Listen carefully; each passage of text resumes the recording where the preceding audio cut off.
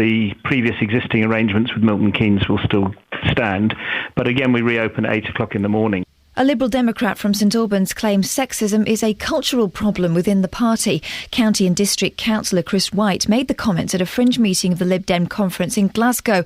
It follows a police investigation into sexual harassment claims against the Lib Dem peer Lord Renard. More on this coming up next with Iain Lee. An independent review into the death last year of the 4-year-old Daniel Pelker, who was murdered by his mother and stepfather in Coventry, says opportunities to protect him were missed by his school, the social services and health professionals. But the serious case review concludes that nobody could have predicted Daniel's death. The FBI has told a news conference that a man suspected of shooting dead 12 people on a naval base in Washington, D.C. got into the area with a valid security pass. A further 8 people, including a police officer, were injured. 34-year-old former Navy reservist Aaron Alexis was shot dead by police during the incident. The managing director of First Capital Connect says they've made changes to ensure passengers aren't left stranded on broken-down trains for hours on end. The company was fined £75,000 after 700 passengers spent 3 hours stuck on a train to Bedford in May 2011. David Statham said they wanted to make sure passengers were always kept informed of what was happening. We've done an awful lot of work to make sure that our drivers understand how critical it is to get information across to customers, and they do understand now how to make the public address systems work better on a failed train. In sport, England's cricketers lost the one-day series to Australia 2-1 after being beaten by 49 runs in the 5th and final international of the series in Southampton. The tourists were all out for 298 off 49.1 overs, with Shane Watson making 143. In reply, England were dismissed for 249 in 48 overs. The weather, cold and wet with a top temperature of 12 degrees Celsius, that's 54 Fahrenheit. Get the latest news and sport online at bbc.co.uk/3 counties.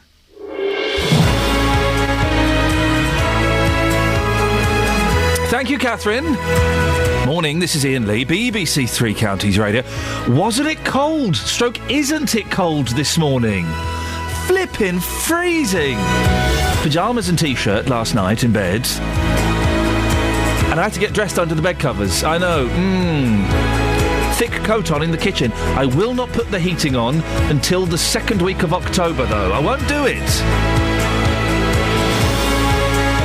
Here comes a cup of tea. That's what I'm talking about. Thanks, Kelly Betts. Took you quite a long time. Then wanting to get it perfect. There we go. That's what we like to do here at BBC Three Counties Radio. We want to get it perfect.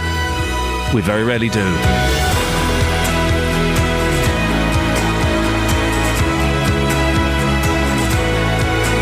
Well, isn't that interesting? My producer Tara just typed on the screen. It's not interesting, but I'm going to say it because it links onto an internal argument I'm having at home. She says it was so wet yesterday, I went to the laundrette to dry 3 loads of washing in 14 minutes. Good for you. We've got a clothes horse. This is going to upset Shirley, who was on the show yesterday, who thinks I talk about myself too much. We have a heated clothes horse, OK, which is completely ineffective because the only bits that heat and dry are the bits that are on the bars. And it must cost a fortune in electricity.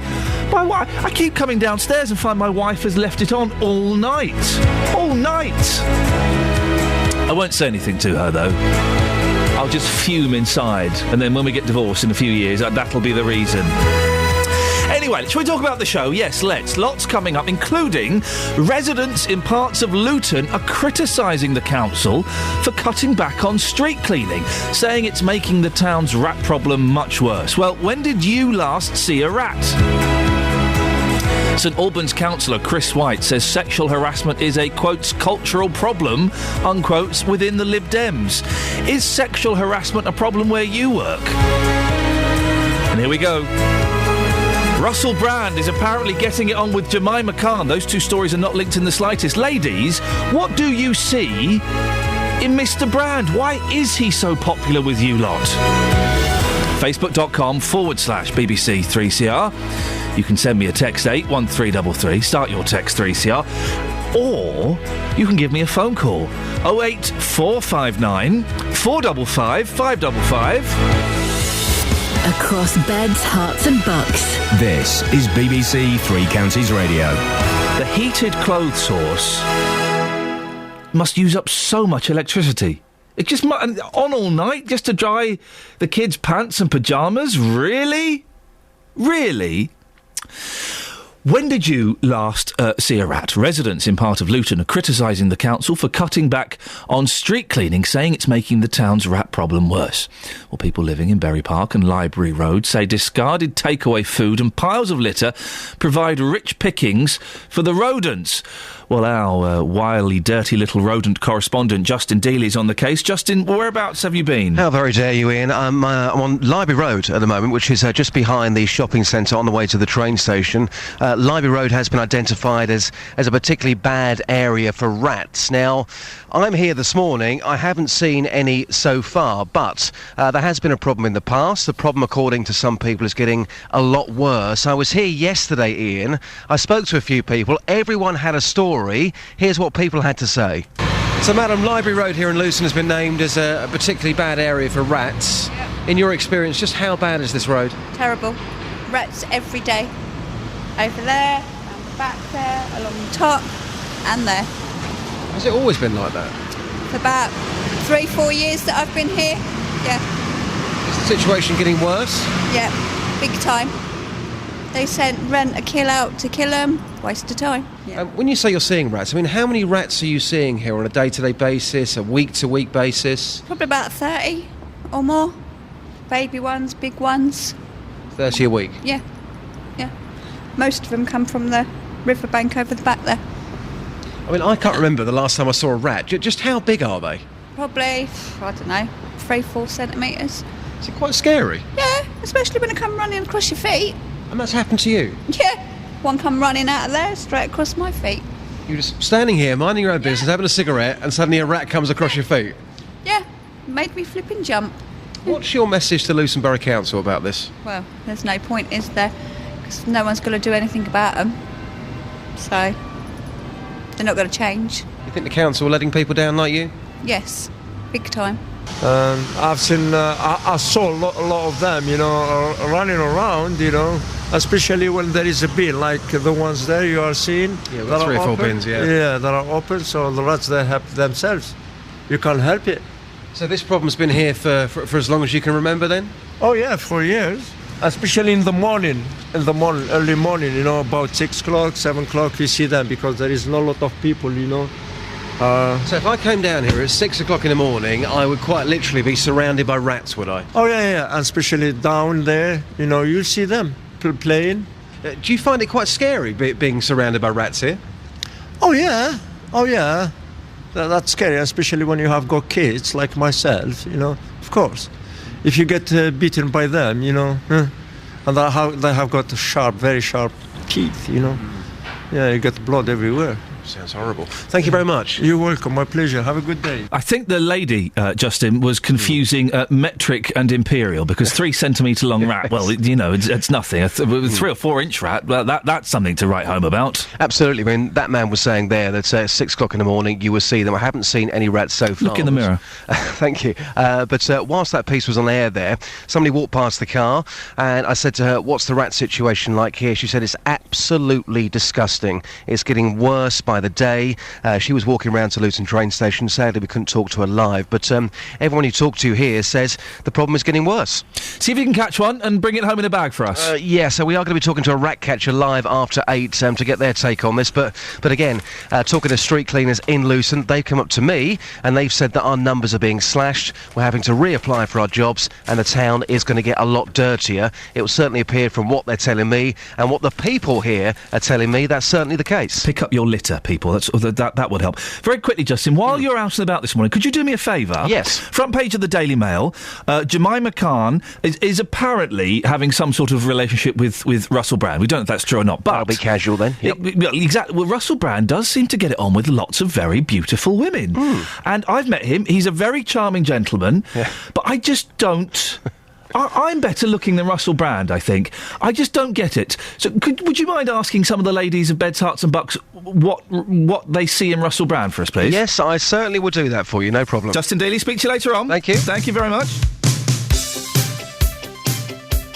Rats and rats we've thrown out there. If rats are a problem where you are, do give us a call. 08459 455 555. What did you do to get rid of them? And on the other subject of rats, Russell Brand. Women, please. What is it about him that's so sexy?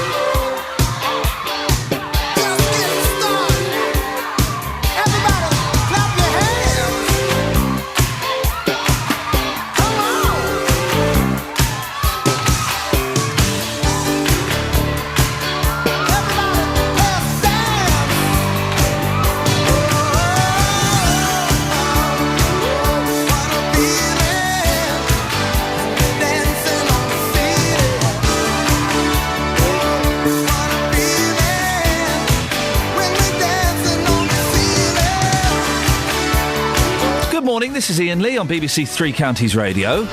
Rats. They're everywhere in Luton. Just slight exaggeration, don't panic. But, when was the last time you saw one? 08459 455 555. And what do you ladies find so sexy about Russell Brand? And do gay men find him sexy as well? Do gay men find him attractive, or do they see through it? 08459 455 555. It's 6:15. Let's get the latest travel news. Travel news for beds, cards and bugs. BBC Three Counties Radio.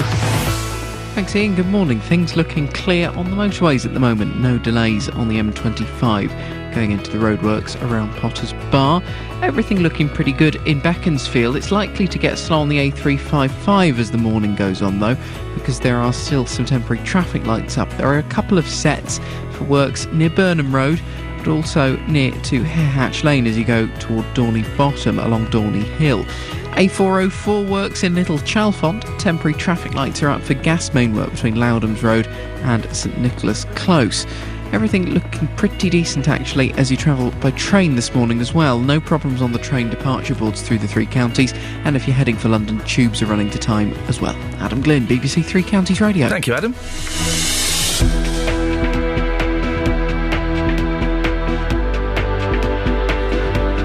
It's 6:16. It's Tuesday, the 17th of September. I'm Iain Lee. These are your headlines on BBC Three Counties Radio. People living and working in central Luton say the council's decision to cut back on street cleaning has led to an increase in rat numbers.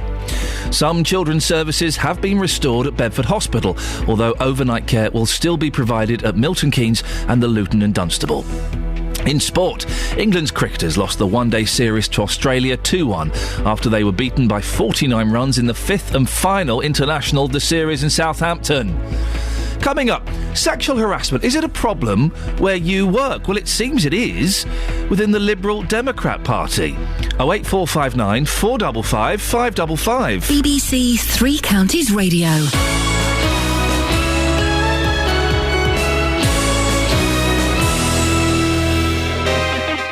Tonight, there are home games for two of our teams. That's the move of the match and the Hatters. And you can choose who to listen to. For Tokyo into the box. On digital radio, plus 98 and 103.8 FM, you can hear Watford against Doncaster. Looks to tip the goalkeeper. What a goal! From Christian Batokio. Or listen to Luton versus Dartford online on medium wave 95.5 and 104.5 FM. Andre Gray equalises with a stunning strike. Three Counties Sport, tonight from 7 on BBC Three Counties Radio. We come on this loop, John B., my grandfather and me, around Nassau town we did roam, drinking all night, got into a fight. Well, I feel so broken, I wanna go home.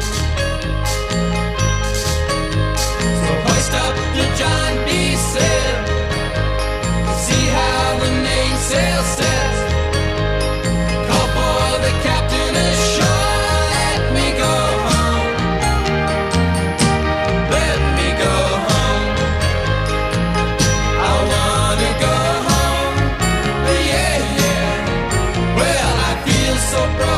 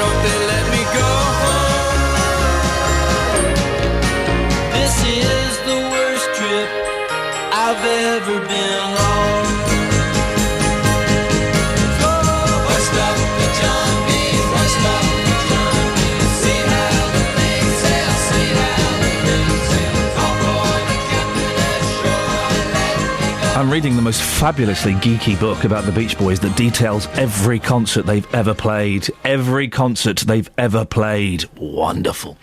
08459 455 555. Is sexual harassment a problem where you work? We like to think, don't we, 2013, we're all a little bit enlightened, and those days of the 70s and the 80s are far behind us. But it would appear in some places it's not. It seems that sexual harassment is still a problem in the Lib Dem party. St Albans councillor Chris White says it's a, quote, cultural problem, unquote, within the party. His comments come after earlier this year the Met Police said they were investigating sexual harassment claims involving the Lib Dem peer Lord Renard. Well, Chris White joins me now. Chris, what prompted you to say this? Well, clearly there's been some of the coverage that you've mentioned, but this has got a number of us thinking about making sure that the Lib Dems, alongside indeed any other political party, look very carefully at how we do things and improve matters. And what I've noticed is that there's a generational gap. There used to be a culture right across working life, be it in a political party, the ordinary workplace, wherever, whereby men in particular, but it's not just men, could make comments about women, could patronise them, could behave in inappropriate fashions. And it was accepted that this was just an occupational hazard that women in particular had to go through. Generations have changed now, and younger people in particular feel that there needs to be more dignity in the workplace, both in terms of physical contact and indeed in terms of remarks. And any political party has got to make sure that it is in the forefront of making of being a leader in proper behaviour. And this is something that a number of Lib Dems, in fact, most of my colleagues feel that we need to tackle. And indeed, we feel other political parties need to tackle as well. Chris, have you seen any examples of this happening? Or have you had stories told to you? Yes, I have seen examples, which I don't really want to go into in much detail because people could be identified. But I have witnessed examples, and indeed friends of mine have reported to me examples. And one of the problems is that people are afraid to come forward, feel a bit isolated, and complaint systems, in this case, whether it be in a political party or in the workplace, are cumbersome.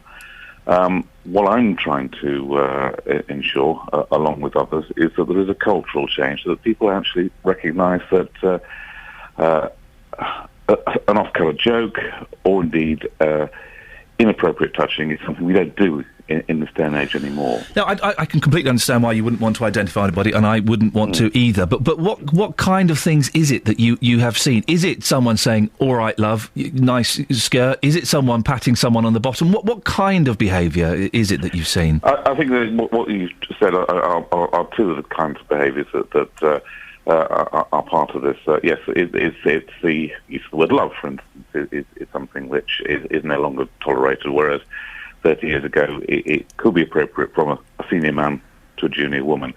I think patting on bottoms is a more extreme example, but it's quite easy to, if you were having a conversation with someone, to pat them on the leg or something like that, pat them on the knee.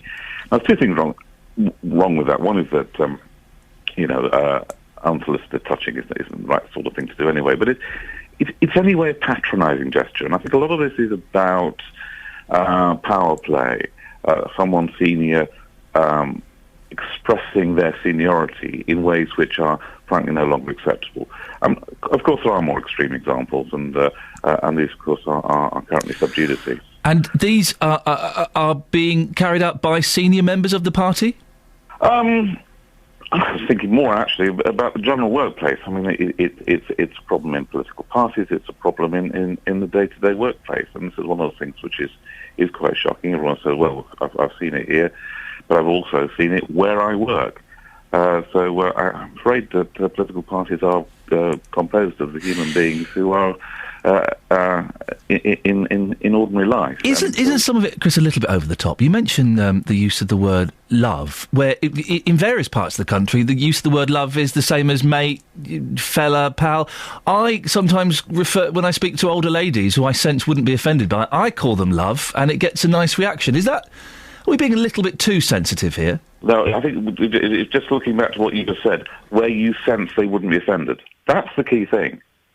I have got friends that I might walk up to and put my arm around them and say, "Hi, how are you doing?" And there's nothing wrong with that, provided I am sensible and sensitive to their reaction. If they sort of shrug off your hand, then you think, right, don't do it again. Now, the first contact, the first word, is fine. When someone says no, when someone clearly doesn't like you doing that, then you shouldn't do it. And it goes across all sorts of walks of life. I remember my father's name is David. He actually he collapsed years and years ago, and he was put in the ambulance, and the ambulance driver called him Dave. Now, my dad's not a Dave. You need to think about that sort of thing. It's the same sort of way that older women, for instance, don't like being called by their first name. They like being called Mrs. It's all on the same spectrum of respect, treating people in a way that they regard as respectful and recognising when you got it wrong and changing your behaviour. And it's that sort of thing that we need to tackle in society. It's just treating each other with more respect on a very wide spectrum between how you talk to people, how you touch people, and indeed, of course, on occasion worse. It does seem a little bit a broad sweep to say that the ambulance person called your dad Dave when he's a David, and my mum is a Linda and she gets called a Lynn sometimes, and it seems a little bit sensitive. We're losing all of the things that make us human and a little bit different. Are you going to write a manual on what we can and can't say? No. I just think everyone needs to wake up and smell the coffee. I've committed a silly mistake in terms of writing to people in election time. I've got a piece of software, takes off the electoral roll, and the way the software was construed, it always used the first name. I got a number of complaints from older people, particularly older women, saying, "How dare you call me June? How dare you call me Doris?" The last person to call me Doris was my late husband, and I thought that was a terrible thing to do because that caused offence in a way which was avoidable and unnecessary, and I felt I've learned from that. So there's no manual, but listen to the feedback. Yes. If someone doesn't like how you've dealt with them, change your behaviour. I would agree with that. Chris, we are running out of time. Go and bring us back slightly to the sexual harassment within the Lib Dems. Yeah. You say it is a cultural problem. Is it damaging for the Liberal Democrats? I think it's potentially damaging in the long term if we don't do anything about it, which is why people like me are trying to do something about it and say, look, we've got to be in the forefront of this. We're a Liberal party, and we've got to make sure that when it comes to close scrutiny, we come out clean as a whistle. But at least we're having the honesty to have the debate. And, of course, this has been in the national media, and it's a wake-up call. Chris White, thank you very much, St Albans councillor. Well, a couple of issues are raised there. Obviously, sexual harassment is a no-no. It still happens. Does it happen where you work? Have you been made to feel uncomfortable? Men and women, it goes both ways. Have you been made to feel uncomfortable because of your gender or because of the slightly domineering role that someone has taken over you? 08459 455 555. But the thing that really struck me there, the little side note. Chris saying we shouldn't call people love. Really? Is that... No, babe, listen, I'm 40, I'm kind of an old man. Is that... Am I completely out of touch? If I get some old dear at the bus stop asking me if this bus goes to, I don't know, to Milton Keynes, I'll say, I don't know, love, let me check. And I would say most times an older woman... We're talking like sort of 70s, 80s here. Quite likes it when a younger man, 40, calls them love. I've never had anyone... I've had a little giggle. Would I call a younger woman love? Probably not. Probably not. But it's not the worst thing. Very simple question. Are you offended by the use of the word love? 08459 455 555.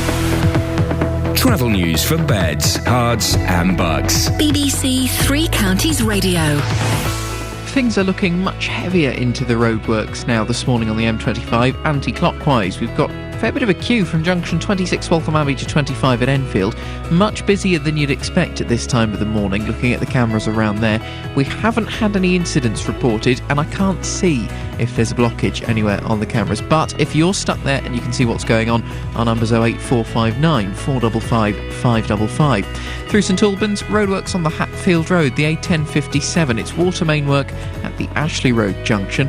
And you've got the works on the Fenny Stratford bypass as well, the A5, as you leave Milton Keynes and come down toward the McDonald's roundabout for the A4146 and Watling Street. That can get quite busy at times as well. Adam Glynn, BBC Three Counties Radio. Thank you, Adam. It's 6:30 News and Sport now with Catherine Boyle.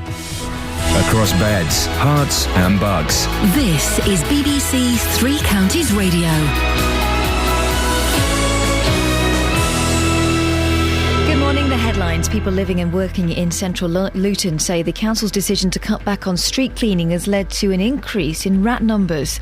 Some children's services have been restored at Bedford Hospital, although overnight care will still be provided at Milton Keynes and the Luton and Dunstable. And a Liberal Democrat county and district councillor from St Albans claims sexism is a cultural problem within the party. Three Counties Sports. BBC Three Counties Radio. England's cricketers lost the one-day series to Australia 2-1 after being beaten by 49 runs in the fifth and final international of the series in Southampton yesterday.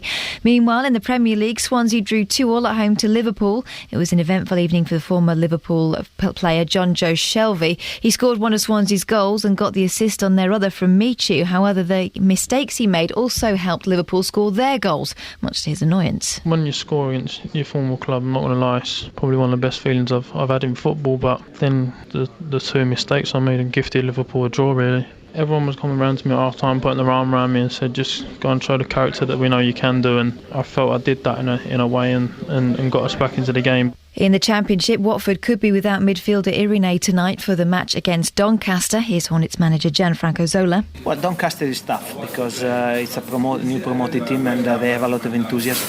I saw them playing against Charlton and they did very well.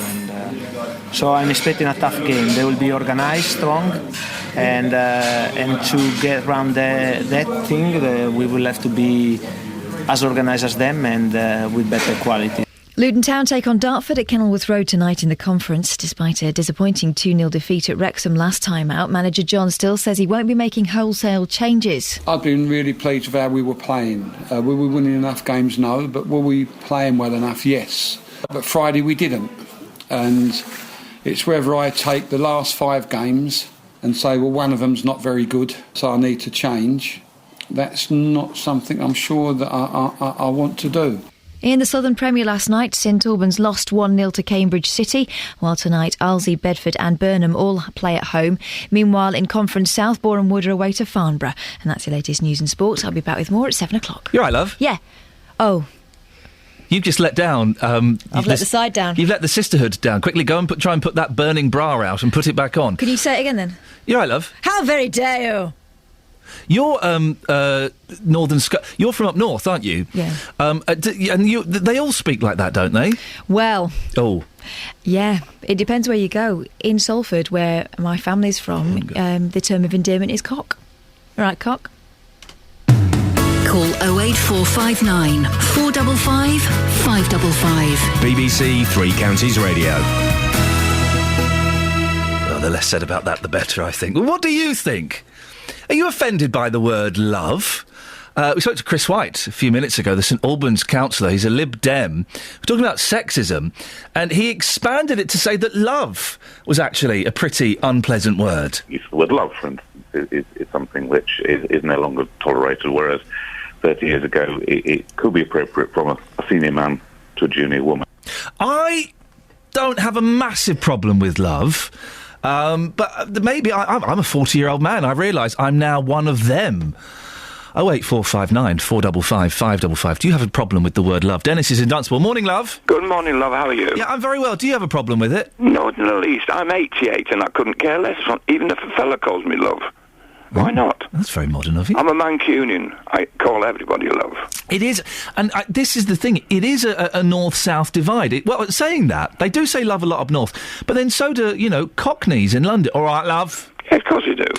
It's the same with the kids. I mean, the children around here, very quite young children, they all call me Dennis. Yes. I mean, that was my given name. They don't call me anything else. I'm happy. The kids, I refer to them by their first names. They do with me. I don't want them to call me Mr. Brooks.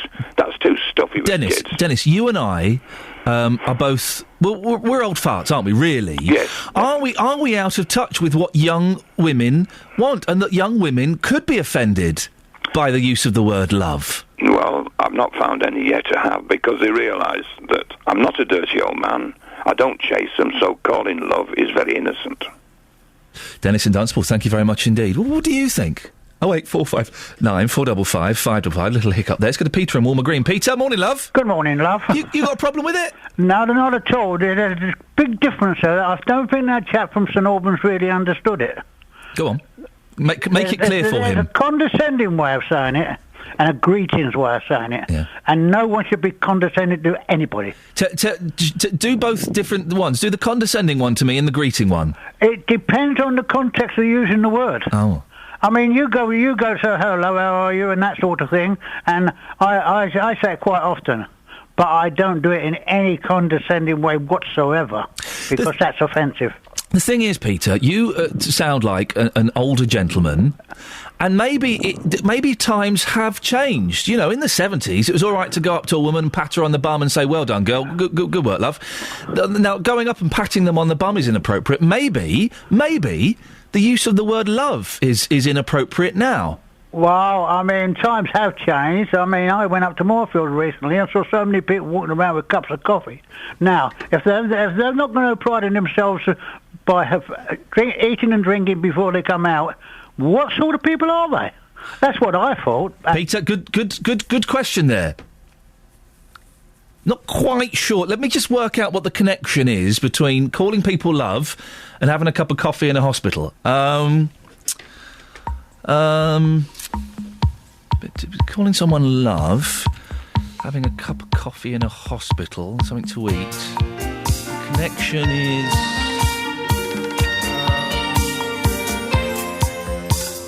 Yesterday, well, it seemed so cool when I walked you home, kissed goodnight. I said it's love, you said alright. It's funny how I could never cry until tonight, and you passed by, hand in hand with another guy. You're dressed to kill, and guess who's dying? Dance away the heartache, dance away.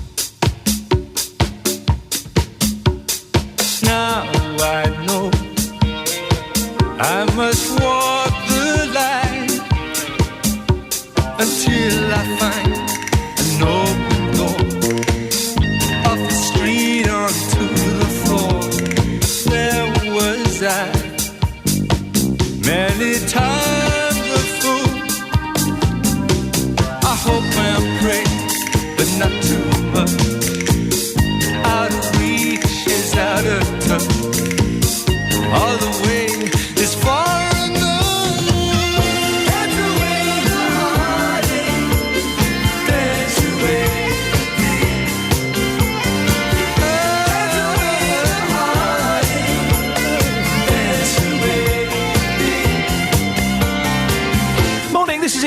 BBC Three Counties Radio.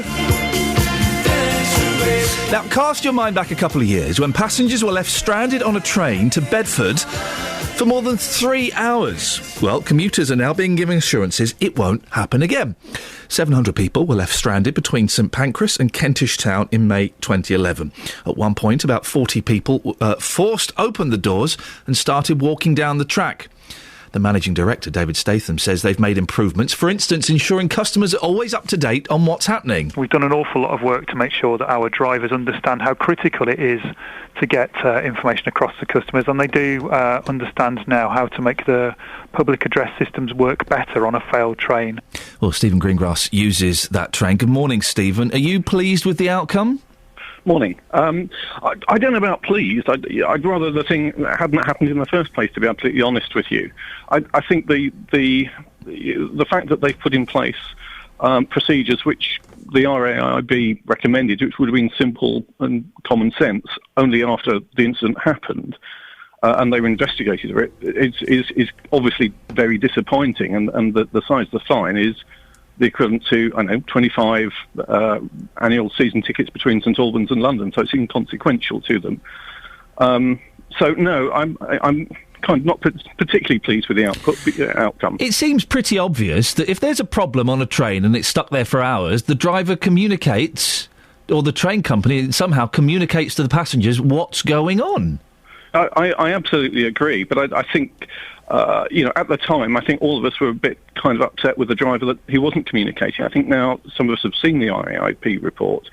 We kind of understand that the driver was kind of left to it, and that the process, the management processes that should have been in place to kind of sort out an issue to get us off the train sooner simply weren't implemented because they didn't follow their own procedures, because people hadn't been trained, people weren't being communicated with, the driver wasn't being communicated with as much as anything, as far as I can tell.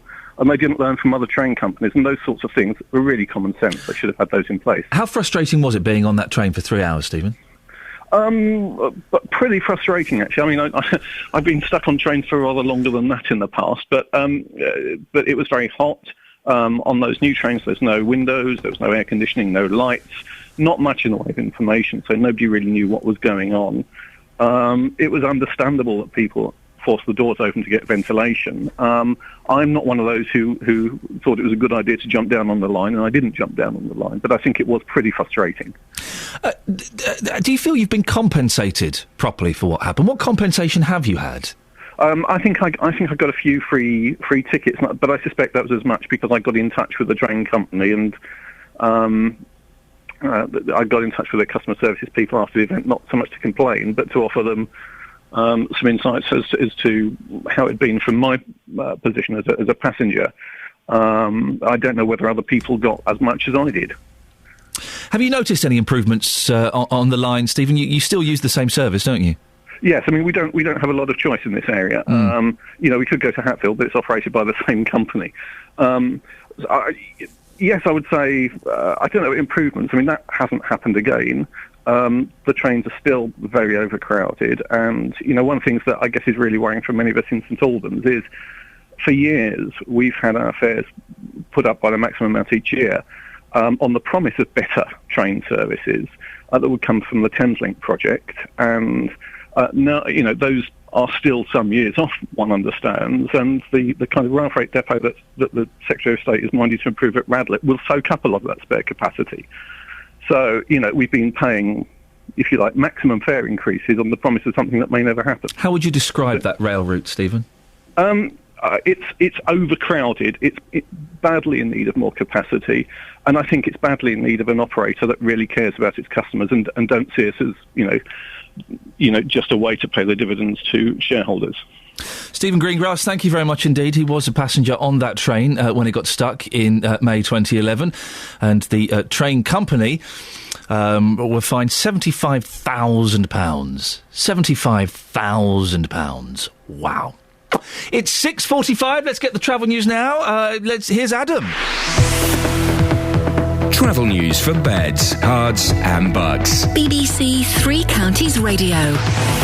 We've had a call about the M25 anti-clockwise with an update. Reports that one lane is blocked by an accident with a car transporter involved between junction 25 at Enfield and 24 at Potters Bar as traffic goes into the roadworks.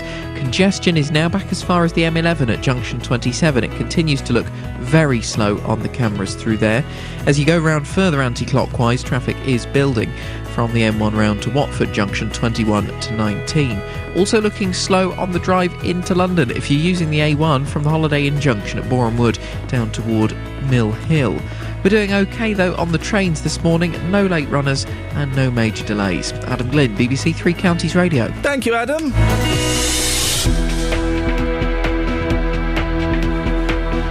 6:46. It's Tuesday, the 17th of September. Wow. I'm Iain Lee. These are your headlines on BBC Three Counties Radio.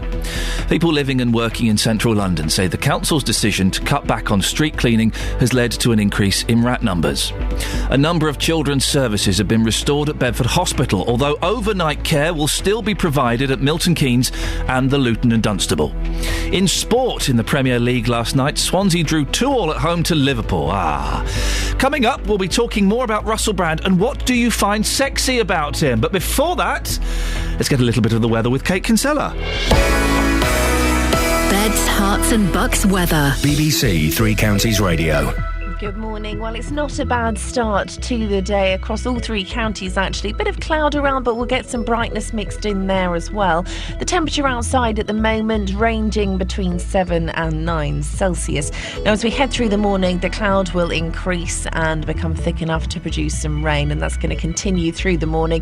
Rain and also a bit of wind as well. Persistent and heavy rain as we head through the afternoon. So fairly miserable, and temperature's not going to raise too much at all. We're looking at a maximum later of just 12 Celsius. That's 54 degrees in Fahrenheit, so feeling unseasonably cool. Now, overnight tonight, we'll get some outbreaks of rain first thing, but they'll sink south. It's dry eventually. We may get one or two clear spells as well, which means it could get quite chilly in some more rural spots. But for most of us, we're looking at a minimum temperature of maybe 8 or 9 Celsius. A rather cloudy start tomorrow, but it will break. We'll get some sunny spells, 1 or 2 showers tomorrow afternoon, but they'll blow through very quickly, and it will just feel that little bit nicer tomorrow because the sun comes out, and the temperature getting up to around 15 or 16 Celsius. But for the rest of the week, it is going to stay unsettled with more wind and rain on the way for Thursday. And that's your forecast. Thank you very much.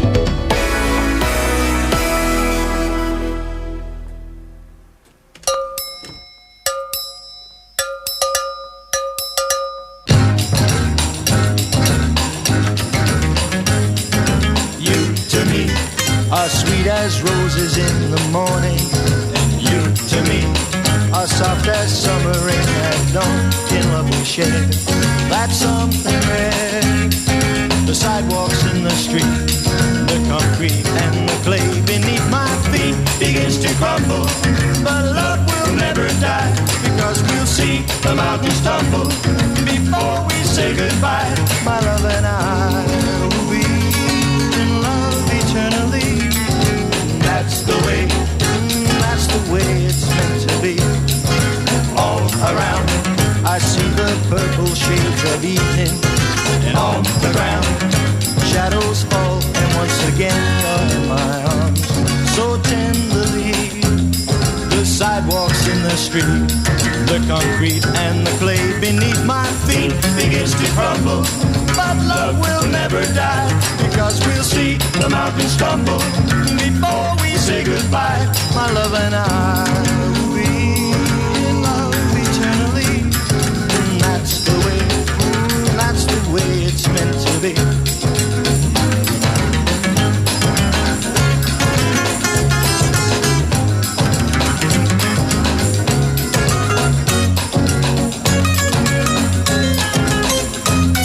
The sidewalks in the street, the concrete and the clay beneath my feet begins to crumble, but love will never die, because we'll see the mountains tumble before we say goodbye. My love and I will be in love eternally. That's the way it's meant to be. That's the way it's meant to be. Oh, that's the way it's meant to be. Morning, this is Iain Lee. There was a frog in my throat, dear listener. It came at the most inappropriate time. BBC Three Counties Radio, 08459 455 555. Front page of the Daily Mail. As Jemima Khan joins Brand's harem. What on earth do women see in him? Well, we thought we'd steal the question from the Daily Mail. What on earth do people see in Russell Brand? Listen, I've met him. I worked with him. He's a really nice bloke. He's very charming. He's very humble and down to earth when I met him. This is before he became a massive star, of course. But I don't quite see what the thing is about him. He obviously exudes some form of sexuality, some form of magnetism that I'm not picking up on. So what is it? Mikey says he's gay. Well, I don't think he is, Mikey. I think that's untrue. Mary says, I don't know, they must be bad. Dobbs says he tells jokes, hilarious ones and all. He's a jumped-up version of Iain Lee. Well, Lorraine says, oh, look, Lorraine has got the hots. You see, there's a subtext to Lorraine's Facebook posting. He's intelligent, quick-witted and funny. Can't be described as boring and always speaks his mind. What's not to like? I've met people who always speak their mind, and quite often you're thinking, I wish you wouldn't speak your mind always. Mark Garrett says, big... Oh, no, I can't read that out, Mark, for goodness sake. Oh, and Andy, look, you're just being vulgar. Andy makes a personal reference to part of his anatomy and the fact that his wallet is probably full as well. But he was getting beautiful, beautiful women before he was a rich Hollywood. I say Hollywood. He has made films. He's made more films than me. I've only made one. That was with Angelina Jolie. Before he was making movies. So what on earth do women see in him? I'm throwing this open to women and to gay men as well, I suppose. What is there about Russell Brand that works, that does it? 08459 455 555. I'm keen to know. Maybe Russell Brand can rub off on me. Have a quick look at the front pages of the newspapers, shall we? The Independent. This shooting, yes, there's been a shooting, hasn't there, in America? Death in D.C. Obama laments yet another shooting. Emergency services near the Navy Yard, where at least 13 people were shot dead yesterday. We're talking about that a little bit later on in the show. Veiled threat to race relations. Judge says woman must show her face in court. In ruling condemned by Muslim councillor Britain as intolerant. More interestingly for me, Michael J. Fox, the lighter side of Parkinson's. Parkinson's is in the newspaper for two reasons today. One, because of the new Michael J. Fox television series, which I've seen the trailer for. It looks very funny. It's about an ex-news reporter who's got Parkinson's. Hello, Michael J. Fox. It does look very, very funny. Can a comedy revolve around a serious illness? As Billy Connolly announces that he has Parkinson's, fellow sufferer Michael J. Fox has created a sitcom. There's a very funny bit where a guy comes in and recognises Michael J. Fox. Says, oh, hey, man, can I get your autograph? I think it's great what you're doing. My dad's got Alzheimer's. He goes, oh, it's Parkinson's. Same thing. And it's kind of like that all the way through. It looks very, very funny. Can you laugh about that kind of stuff? I'd like to think you can. I'd like to think you can. The Daily Telegraph, the front page is an advert for the HSBC. What? Gunman, if you open past the advert, you get a little bit more. Gunman brings terror to US base. 13 dead in shooting spree. Come on, America. There were people arguing on Twitter. Twitter, the home of the well-thought-out and intelligent idea. Well, this just proves that there should be more police with guns. Well, no, hang on a second. Surely this just proves that America should ban guns. Don't throw more guns at guns, because then you get what? More guns? We need rules for wearing veils. This is very good. I've just glanced ahead to Matt's cartoon on the Daily Telegraph. He says what we're all thinking and makes it amusing. We need rules for wearing veils in public buildings, warns Judge. OK? So, there's in the story of this the college in Birmingham that wanted to ban the wearing of the veil. They retracted that. There's a young lady who's in court and has now been told by the judge, you can wear the veil, but not when you're giving evidence. So, Matt, the Telegraph cartoonist, is taking a rather sideways glance at the news and come up with this. It's a teacher... and you can tell he's in a class. It says class 8C, and he's got 1, 2, 3, 4, 5, 6, 7 Muslim female students. They're all wearing the full hijab, the whole kit and caboodle. All you can see are their eyes. And the teacher is saying, "Don't be late tomorrow. It's the school photo." Oh, Matt. Oh, Matt. Please don't ever stop entertaining us with your wry and dry ideas, Matt. Let's do one more, and then we'll... The Times, an amazing picture of a glorious sky, and Barclays refunds 300,000 customers after blunder. A £100 million blunder by one of Britain's biggest banks will result in more than 300,000 loan customers each receiving a refund of hundreds of pounds next month. And I won't be getting none of it. I won't be getting none of it. The Guardian has that shooting as well in America. Oh, dear. Oh, dear, oh, dear. 08459 455 555. Russell Brand and calling women love. Have you got a problem with either of those things?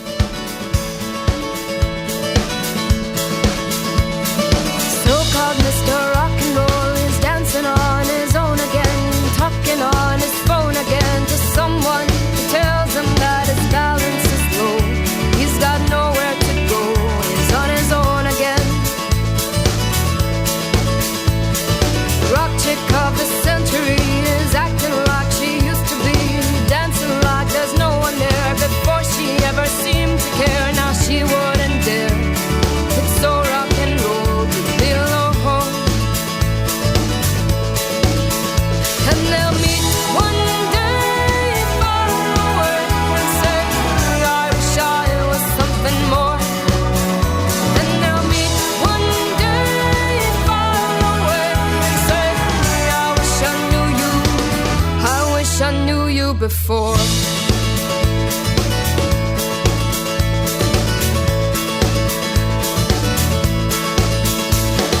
Mrs. Black and White, she's never seen a shade of grey, always something on her mind, every single day, but now she's lost her way, and where does she go from here?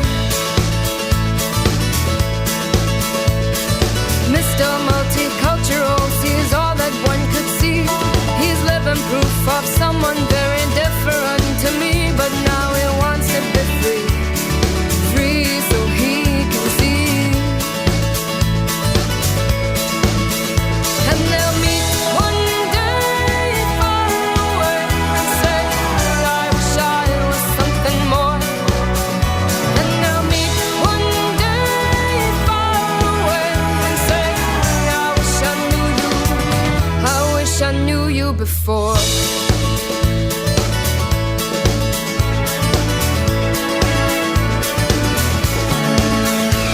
Morning, this is Iain Lee, BBC Three Counties Radio, 08459 455 555. Do you have a problem with people using the word love?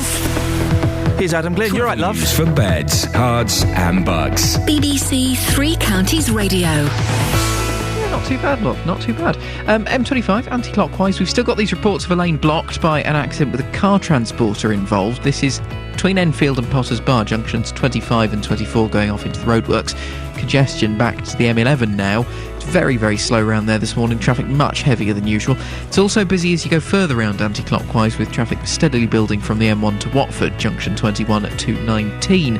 And for anyone driving into London through Boreham Wood, there are already some delays on the A1 southbound from the Holiday Inn junction to Mill Hill. Speed sensors aren't really picking up too much else at the minute. We're looking okay up at the Black Cat roundabout on the A1, to and from Bedford and Milton Keynes. Things are looking clear, and it's a good clear run for the minute anyway on the M1. Trains and tubes running well as well. Adam Glynn, BBC Three Counties Radio. Thank you very much, Adam. We had a Lib Dem councillor from St Albans coming on and saying that calling people love, well, it's sexist. Is it? I do it sometimes. You got a problem with that, love? Here's the news with Catherine. Local and vocal across beds, hearts and bucks. This is BBC Three Counties Radio.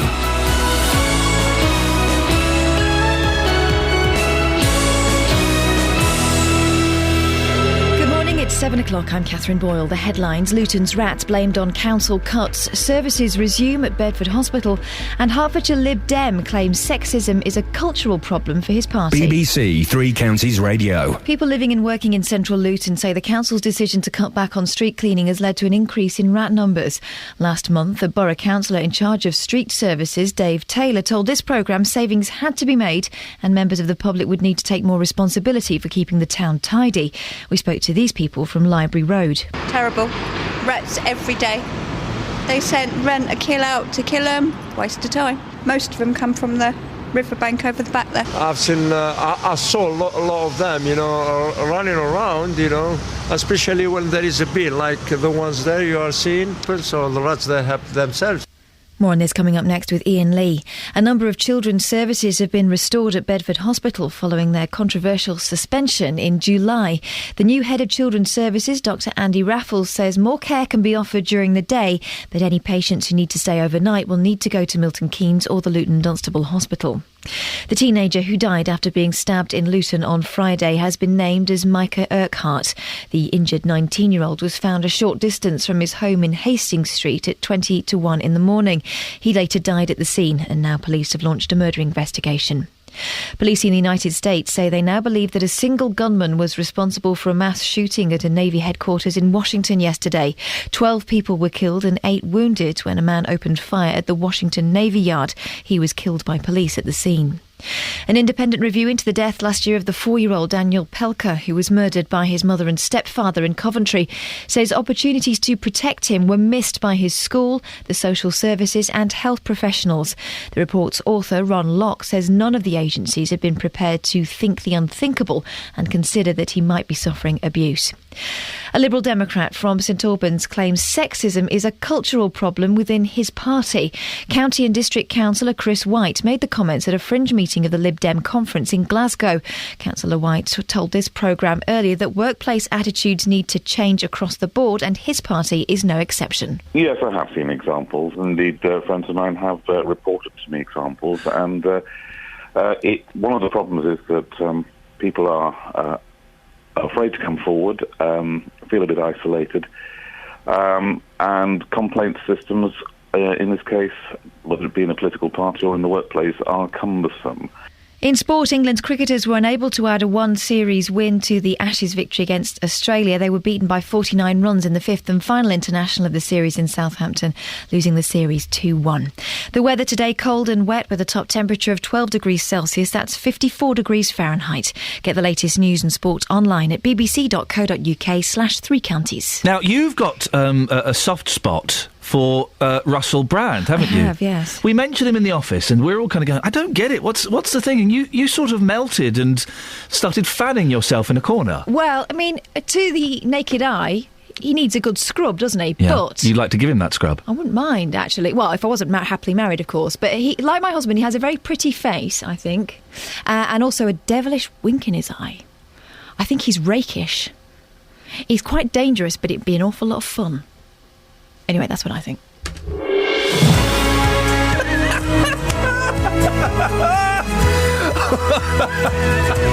I was keeping quiet, seeing how long she could go on for. It turns out it was quite a long time. And did you hear her voice just kind of softened? Oh, dear.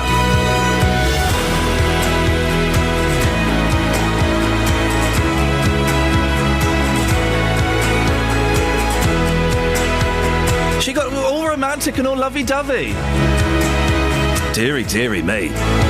Well, what do you see in Russell Brand? Give us a call, 08459 455 555. Other bits and pieces we're talking about this morning, perhaps slightly more serious. Residents in parts of Luton are criticising the council for cutting back on street cleaning, saying it's making the town's rat problem worse. When did you last see a rat? I saw a rat in London a couple of weeks ago on the Underground, but... St Albans councillor Chris White says sexual harassment is a cultural problem within the Lib Dems. He also went on to say that calling people love falls into that category. Well, women, and I guess I can only address this question to the female listeners of the show. Do you have a problem with being called love? And while you're on, I might ask you about Russell Brand as well. Facebook.com/BBC3CR. Send me a text 81333. Start your text 3CR. Or give me a call 08 459 455 555. Across beds, hearts and bucks. This is BBC Three Counties Radio. Rats. There's a rat in my kitchen. What am I going to do? Oh, we'll do that first. I do apologise. We'll get to rats in a second. Joanne's in Harpenden. Good morning, Joanne. Good morning, Ian. I prefaced your call with an irrelevant UB40 lyric. You've called in about the subject of being called love. Yes, most mornings with my local workman, which I don't have a problem with at all. It actually just makes me smile, and I don't have a problem. Does it give you a warm, tingly feeling inside? It just cheers me up. I don't see the problem at all with being called love. I'm 41. I was going to say, you sound like quite a young lady. 41 is well... Careful. I'm 40. We're reaching the boundaries. Although a woman in a shop called me a young man the other day. Oh, I loved it. I loved it. You date a 30-year-old, so I'm kind of okay, I think. Okay. And so who is calling you love? The workman. You're dead common, you are, aren't you? Local school. But it does. They've been doing it for, I suppose, about 4 months now. So, yes, and other things, but, keeping it clean. Well, hang on a minute, Joanne. What are you wearing as you drop your daughter off at school? Mini skirts and boots? I'm from Harpenden, Ian, no. No, OK. So we had it mentioned earlier on by St Albans Lib Dem councillor that's actually bordering sexism. You disagree, Nonsense. Would you? Absolutely. Nonsense, no. Joanne, nice to speak to you, love. OK. Thank you very much. Hands up who's intrigued to know what other things the builders call her. Me? I daren't ask because I like this job, but I'm intrigued. Joanne in Harpenden doesn't have a problem with being called love. Do you? She's 41. I would say that's kind of the boundary. Let's see if we can find somebody under 35 who doesn't mind being called love.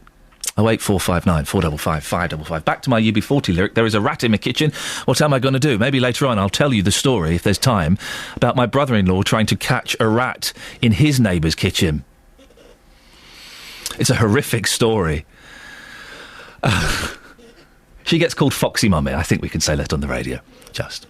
Well, people in part of Luton think they are seeing too many rats and are blaming the council's decision to cut back on cleaning services. Residents claim part of the problem is the number of takeaway restaurants, and they're questioning whether all of them are properly licensed. Justin Dealey is BBC Three Counties' very own rat.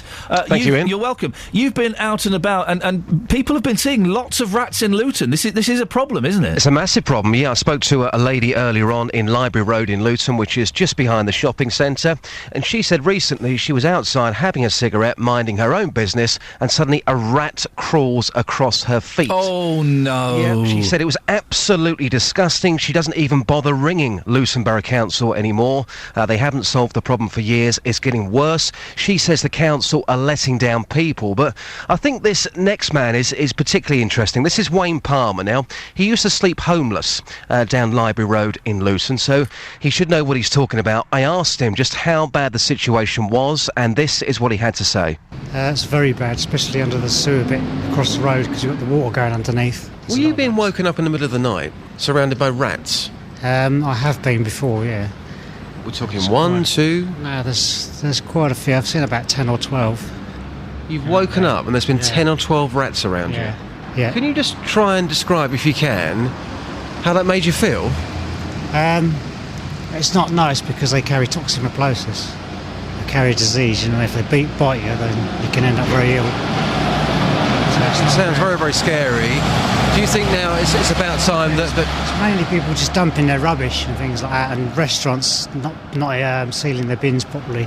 That's what's causing the rats. So who's to blame? Is it Luton Borough Council or is it the local businesses? I think it's a bit of both. Because the situation's got to stop, hasn't it, now, surely? Yeah. People have been saying to me here, this has been going on for years. When you were sleeping rough, you were surrounded by them. It's just got to go away now. It's been going since before the car park was here, so it's been going on quite a few years.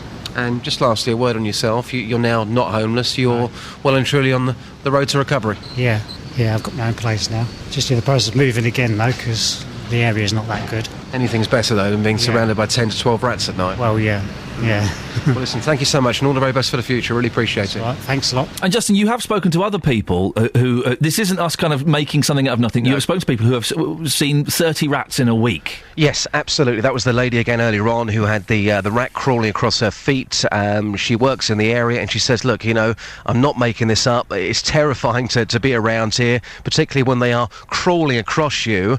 And we have spoken to street cleaners in Luton who have come up to me, and they don't wish to be named, but they've highlighted the problem, saying that our numbers are being cut back. We're having to reapply for our jobs. And this town, in terms of it getting dirty, it's bad enough at the moment, but it's going to get far, far worse. And clearly, the people that I've been talking to on Library Road in Luton would back that up. Justin, thanks very much. We'll speak to you later on, love. Now, Luton Borough Council can shed more light on the situation. I'm joined by Laura Church, Head of Business and Consumer Services. Laura, this problem's getting worse and worse, isn't it? What are the council doing? Morning, Ian. Well, in terms of when people see rats, we always respond if people are seeing them in their houses or if they're seeing them in a public place. So we'd still urge people to give us a call on Luton 510 330 or send an email to our pest control team. We go out, we proactively bait, but we are aware that there is an issue in Library Road. We are baiting there, but we've identified that the problem is actually in the sewers.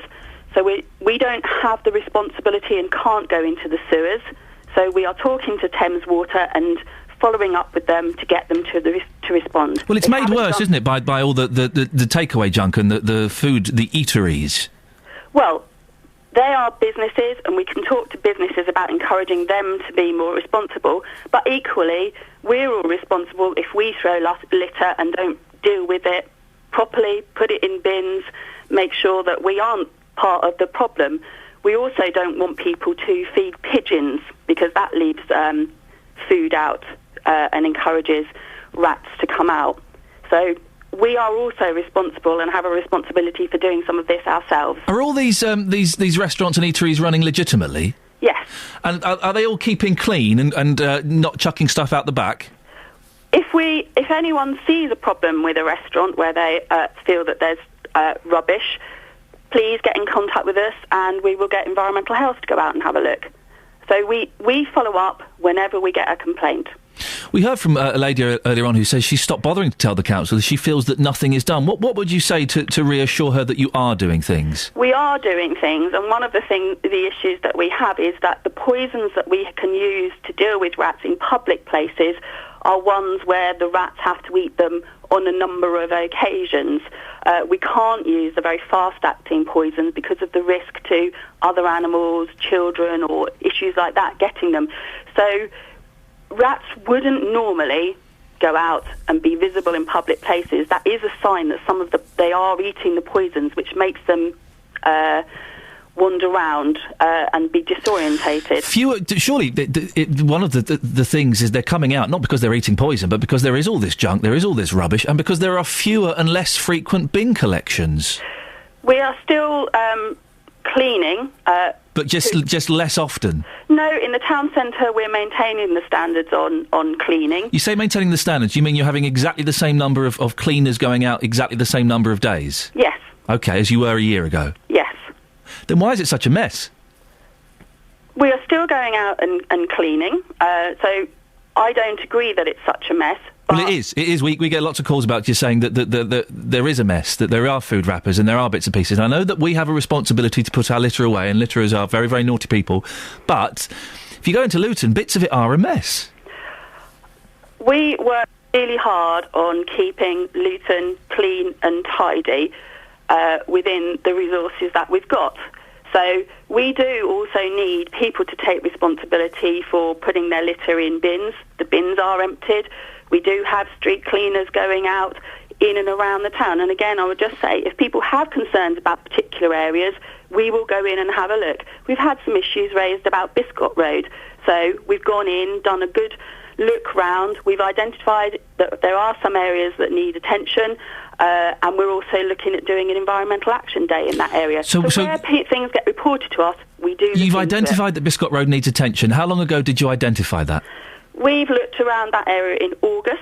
And what have you done since then? We've done some further work in particular areas where we didn't feel it was acceptable possible, and we'll be going in and doing an intensive action day, bringing other enforcement So it's organisations to work with us in October. So 2 months later?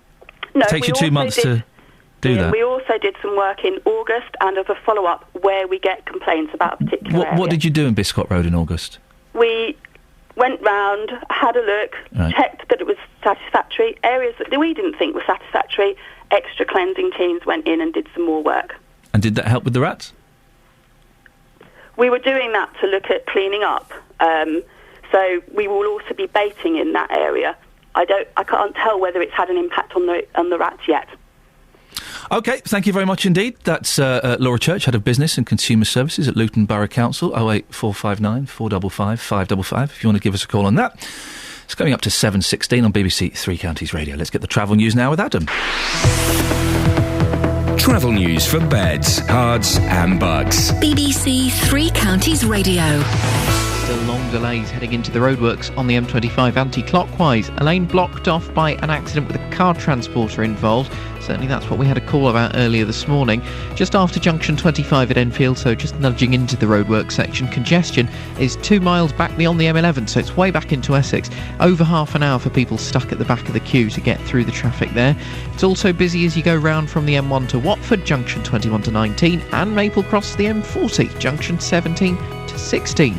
The M1 itself not looking too bad at the moment on the cameras. Just having a look at the cameras now as you go past Luton at junction 10, and it does seem to be moving okay. The A1 and the A1M are running well until you get into London, at which point the A1 starts to slow up. You've got delays from Boreham Wood, Holiday Inn junction down toward the A41 at Mill Hill. Trains and tubes, though, are running well without any major problems. Adam Glynn, BBC Three Counties Radio. Thank you, Adam. 7:17. It's Tuesday, the 17th of September. I'm Iain Lee, and these are your headlines on BBC Three Counties Radio. People living and working in central Luton claim the town's rat problems have been made worse by the council's decision to cut back on street cleaning to save money. A number of children's services have been restored at Bedford Hospital following their controversial suspension in July. Overnight patients will still be cared for at Milton Keynes and the L&D. In sport, England's cricketers ended the summer by losing the one-day series to Australia 2-1. Coming up, is sexual harassment a problem where you work? Well, it appears that it is within the Lib Dem party. Find out more in the next few minutes. BBC Three Counties Radio.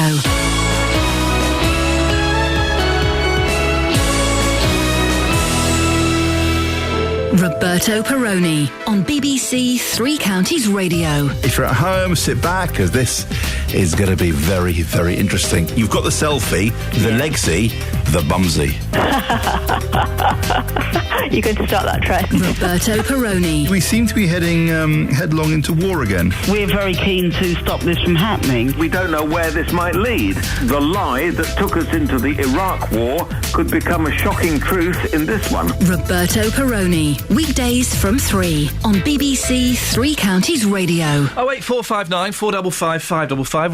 We're discussing a variety of things this morning, including the use of the word love, after a Lib Dem councillor from St Albans said it veered into sexism and sexual harassment. Really? The word love? 08459 455 555. And also Russell Brand. We've sent Justin Dealey out and about to ask the women of Beds, Herts and Bucks what it is you find so sexy about him. April's emailed in. Russell Brand has the allure, the it. As a guy, I would not expect you to get it unless you're inclined to fancy guys. Would you say Angelina Jolie has the allure from your point of view? Angelina Jolie, a woman who kissed me and told me she thought I was funny? That Angelina Jolie? Yeah. If yes, then that's the same. Well, the thing is, I don't find Angelina Jolie that attractive. Her lips are too big. But at least she's clean and smart. Whereas Russell Brand is neither clean nor smart in terms of dress. 08459 455 555 is the telephone number, and we'll have more on rats as well a bit later on. But before that, something a bit more serious. Sexual harassment. Is sexual harassment a problem where you work? Well, it seems it is within the Lib Dem party. St Albans councillor Chris White says it's a cultural problem within the party. I have seen examples, which I don't really want to go into in much detail because people could be identified. But I have witnessed examples, and indeed friends of mine have reported to me examples. And one of the problems is that people are afraid to come forward, feel a bit isolated, and complaint systems, in this case, whether it be in a political party or in the workplace, are cumbersome. What I'm trying to ensure, along with others, is that there is a cultural change, so that people actually recognise that an off-colour joke or indeed inappropriate touching is something we don't do in this day and age anymore. Well, it seems the problem is still there, even after the Met Police started investigating sexual harassment claims against Lib Dem peer Lord Reynard earlier this year, allegations which he continues to deny. Well, I'm joined now by one of his alleged victims. We're calling her Susan. Good morning, Susan. Good morning, Iain. Susan, do you agree with Chris White that there is a cultural problem with sexism within the Lib Dem party? I think there is a historic problem, and I think we as a party and the party itself is trying its hardest to sort it out, but it's a long process. You're changing people's attitudes. And do you know women within the Lib Dems who have stories of sexual harassment? Yes. Being involved in the Reynard case, I know several of other victims, and I have spoken to others who have had problems, but the one thing that I have to say, this all stemmed from a fringe meeting that happened on Sunday, where one woman spoke out who hadn't spoken out before, and she's getting lots of help and support now. But lots of processes have been put in place, and I'm not sure if we're advertising the processes which allow you to report this kind of stuff. I'm not sure if it's been advertised enough that she was able to access that, and I think that's a shame. We'll come to those processes in a second, and just putting Lord Reynard to one side for a second, what other kind of incidents, what other the incidents of sexual harassment have you heard about within the party? People being inappropriate in the bar, people when they arrive, men coming up to women, kissing them on both cheeks, which is fine because you work with these people and a lot of them are your friends, but then their hand moving just a little too low on the back as they do it, that is almost at your bottom. So just to clarify, because I'm still kind of working out what the rules and boundaries are. Double kiss is fine, because that's kind of normal social etiquette now, isn't it? Double kiss, handshake. Sometimes they go for kissing on the mouth, and that really is... Oh, really? Yeah. Oh. Because they feel that they know you for so long. Mm. And it's not what should be done. It makes you feel uncomfortable. And sometimes you just shrug them off or say, please don't. But most of it is very tame. Not all of it is as serious as what's happened. But we've got to stop that and talk about what is right and what is wrong. So double kiss on the cheek, absolutely and totally fine. Shaking hands, absolutely and totally fine. Pat on the shoulder, elbow, fine. But other body parts, no. Susan, there might be... This isn't necessarily what I think. Let me play devil's advocate. There might be some people listening who are thinking that perhaps, in these instances you've just highlighted, that perhaps you're being a little bit too sensitive. What would you say to those people? I think everyone has their own personal space and what we have to... and their own personal feelings as to what's right and what's wrong. And I think we have to empower people to say, no, I'm sorry, that is not appropriate, or no, that makes me feel uncomfortable. Because in some cases, the men and sometimes the women who do this don't even realise they're doing something that makes someone feel very uncomfortable. Now, you mentioned the processes that are available to people who do feel that they have been compromised in some way. Well, how are they, and do you think they're tough enough? Well, we adopted a new guidance into our constitution, which is about 170 pages long, I have to add.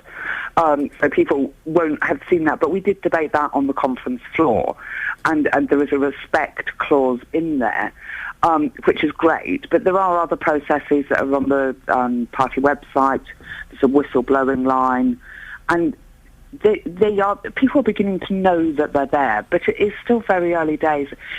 It's a culture. I mean, some of these cases date back to 2002, 2001, and it's a long-led culture. So it's going to take time for the new processes for everyone to be aware of them. There's also a new party code of conduct, which is fantastic, that people will be able to actually put in front of people and say, "Did you know we've got a code of conduct? Here it is." and maybe hopefully enable some conversations as to what's appropriate and what's not. Chris White, who we spoke to earlier on, mentioned the use of the word love as entering into this sexual harassment. What's your feelings on people using the word love?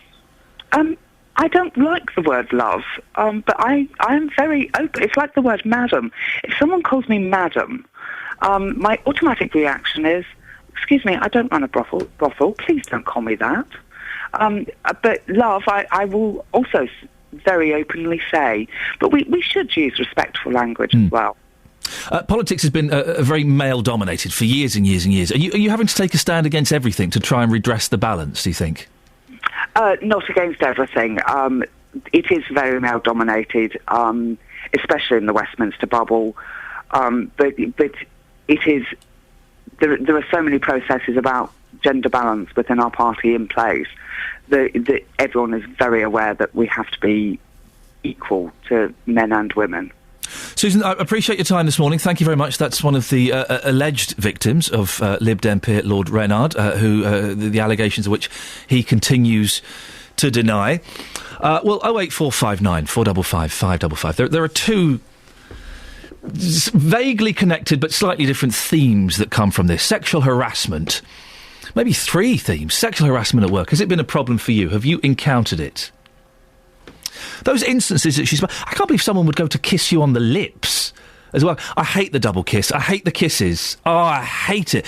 If I did media in London in particular, it's always the kiss. Do you go for the single kiss?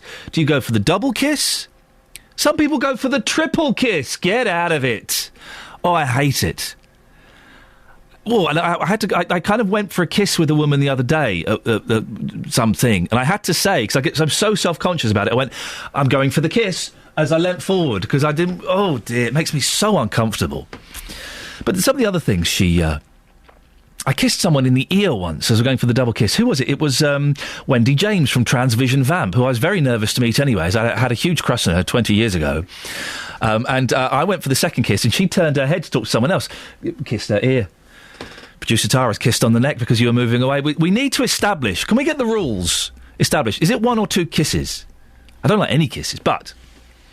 Do you think that Susan there was perhaps being a little bit sensitive with some of these things?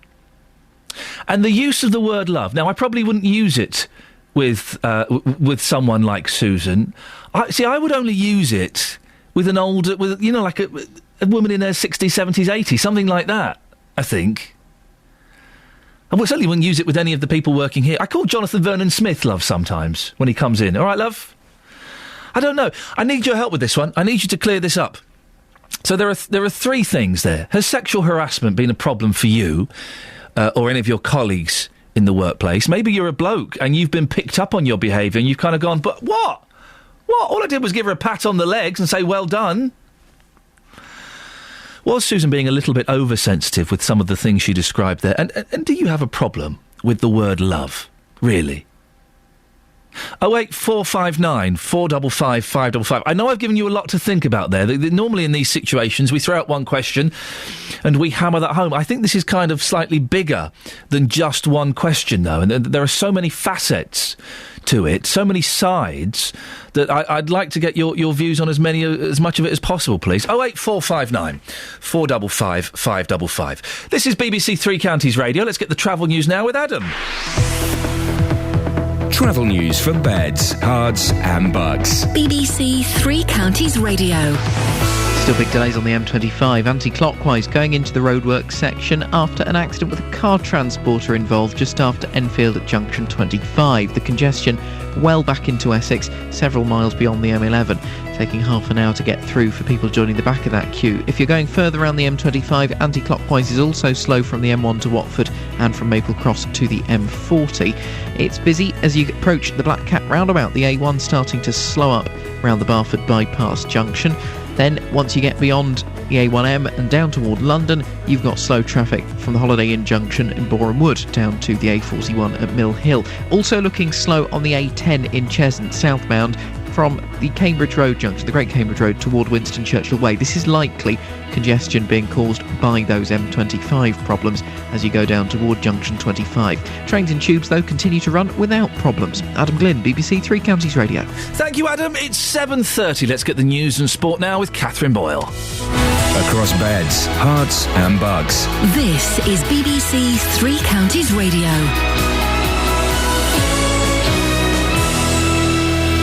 Good morning. The headlines. People living and working in central Luton claim the town's rat problem's been made worse by the council's decision to cut back on street cleaning to save money.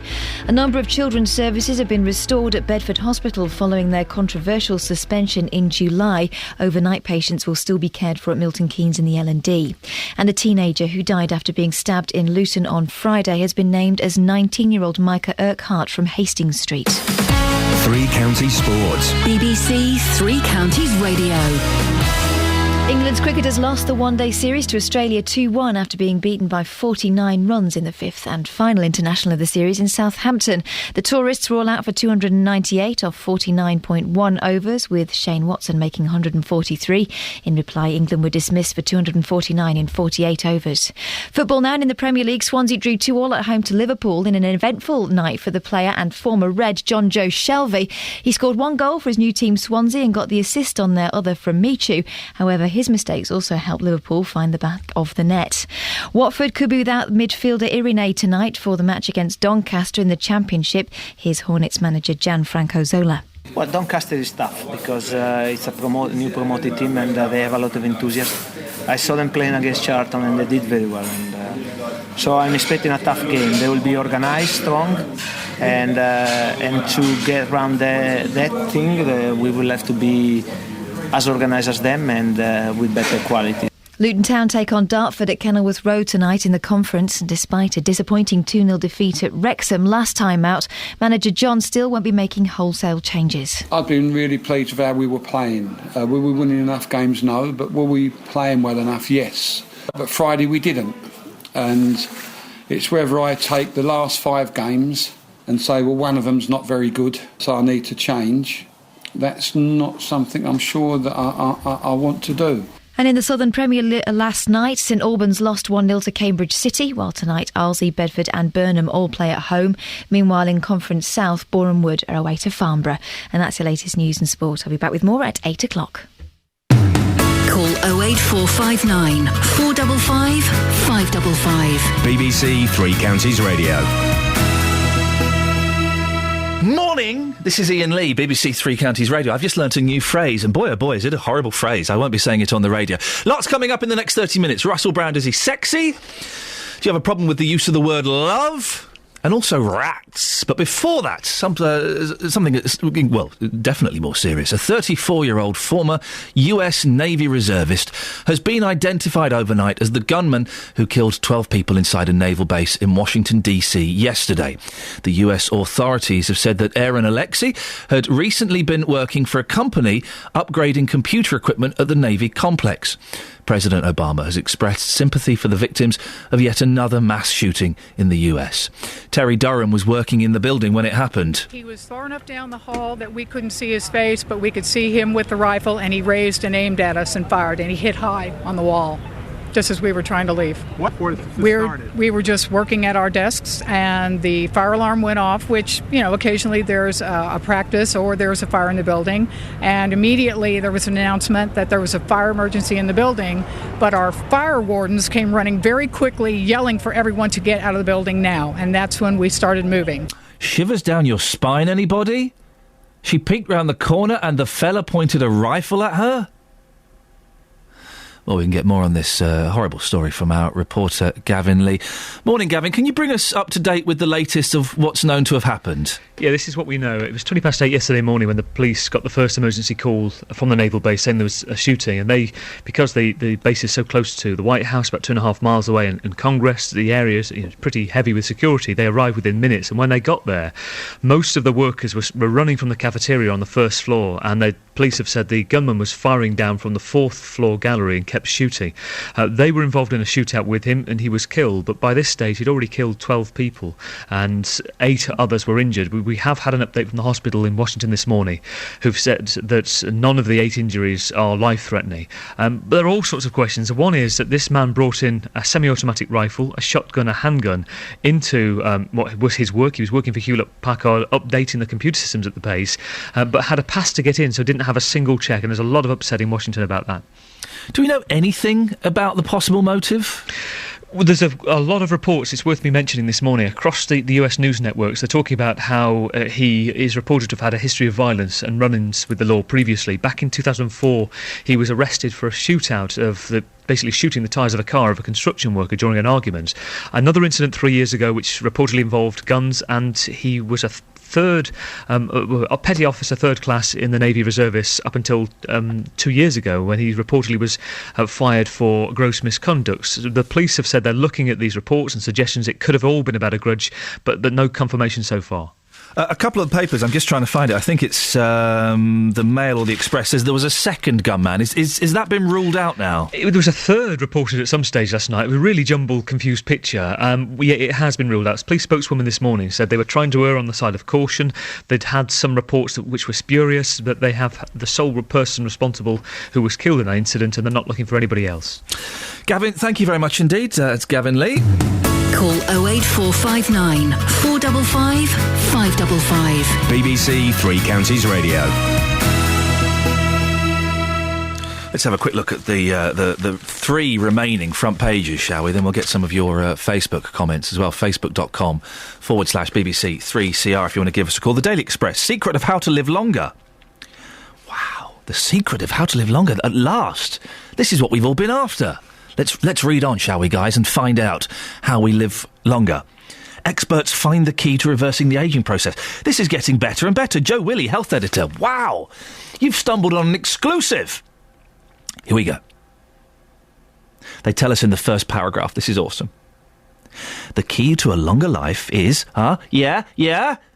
to switch to a low-fat vegetarian diet, take some exercise and do meditation. Oh, for goodness sakes, really? That's it? I do 2 of those things. And I'm getting older by the day. The simple lifestyle changes they found can help to reverse the ageing process. So you can replace can help with do nothing. The study in the US compared 2 groups of cancer patients. But experts believe that making these positive steps can help to combat other potentially killer conditions. Lead researcher Dean Ornish said these comprehensive lifestyle changes may significantly reduce the risk of a wide variety of diseases and premature mortality. The key word there is may. They don't know. Let's turn to page 3. Let's get some more on this story, shall we? The diet of patients taking part in the lifestyle change was switched to one which was high in plant-based proteins, fruits, vegetables and grains. They also learnt how to de-stress using yoga and meditation. I've started meditating. Oh, it's wonderful. I have. 20 minutes a day, a little bit of transcendental meditation. I have my mantra. I have a mantra. I'm not allowed to tell you what it is. Moderate exercise involved walking for 30 minutes 6 days a week. You can forget that. After 5 years, blood tests showed that the telomeres, that's something they measure things with, of the healthy lifestyle group had lengthened. Dr. Lynn Cox, lecturer in biochemistry at the University of Oxford, said this new study suggests that reducing stress, improving diet and increasing exercise have the effect of not only preventing illness but also leading to small but significant increases... The thing is, this story's in the paper like every 4 or 5 weeks. Remember, the Daily Express do a story of how to live longer, and it's eat healthier, drink less, stop smoking, and do exercise. Who'd have thunk it? Who'd thunk it? I'll do the other papers in a bit. I want to speak to Sarah. Morning, love. Hi. Hi, Sarah. Hi. Hi there. Yes? So we're just talking about love. Yeah, do you mind being called love? So I do find it very patronising, I will be honest. Why do you find it so patronising, my dear? I don't know. I feel as though maybe they're putting themselves on a higher level than me, as in talking down to me. Isn't it just a term of endearment, though? So, again, I suppose I'm sitting on the fence, as in it depends who says it. If there's, maybe if it was my family member, yes. But for example, say if I go to the mechanics or I go to a petrol station and they always say, "Hello, love," it is quite patronising. Isn't it, though, it's the same as if I call someone mate, isn't it? If I call Justin Dealey mate and then I call Catherine Boyle love, it's the same thing, isn't it? I think it depends what you think of the word mate and the word love. Would you find mate patronising? Depends again who says it, yeah. I'm not a big fan. Oh, Sarah, grumpy boots. Sarah, whereabouts are you from? I hear an accent. What accent is that? New Zealand. New Zealand, okay. And what's kind of the attitude towards sexism like in New Zealand? I'd imagine they're about 20 years behind us, aren't they? No disrespect. They're quite laid back. I don't think people... Yeah. What a lovely little giggle you've got, my darling. Oh, I know, it's awful, isn't it? And how old are you, Sarah? I'm 26. 26. Okay, so you're significantly younger than me. So if I called you love, if you came into BBC Three Counties to be interviewed about the culture of living in New Zealand, and you came and I said, "All right, love, nice to meet you," you would take that as a bit patronising, wouldn't you, my dear? I would, yeah. Even though I have got this silly little giggle, I know that kind of makes me sound like a little girl. You've got yes, no, I do find it quite patronising. You have got a marvellous, cheeky little laugh that really does bring a smile to my face. So thank you so much for that, my darling. That's no problem. Thank you, Sarah. We've got a text on that. Oh no, these are on rats. Oh, here we go.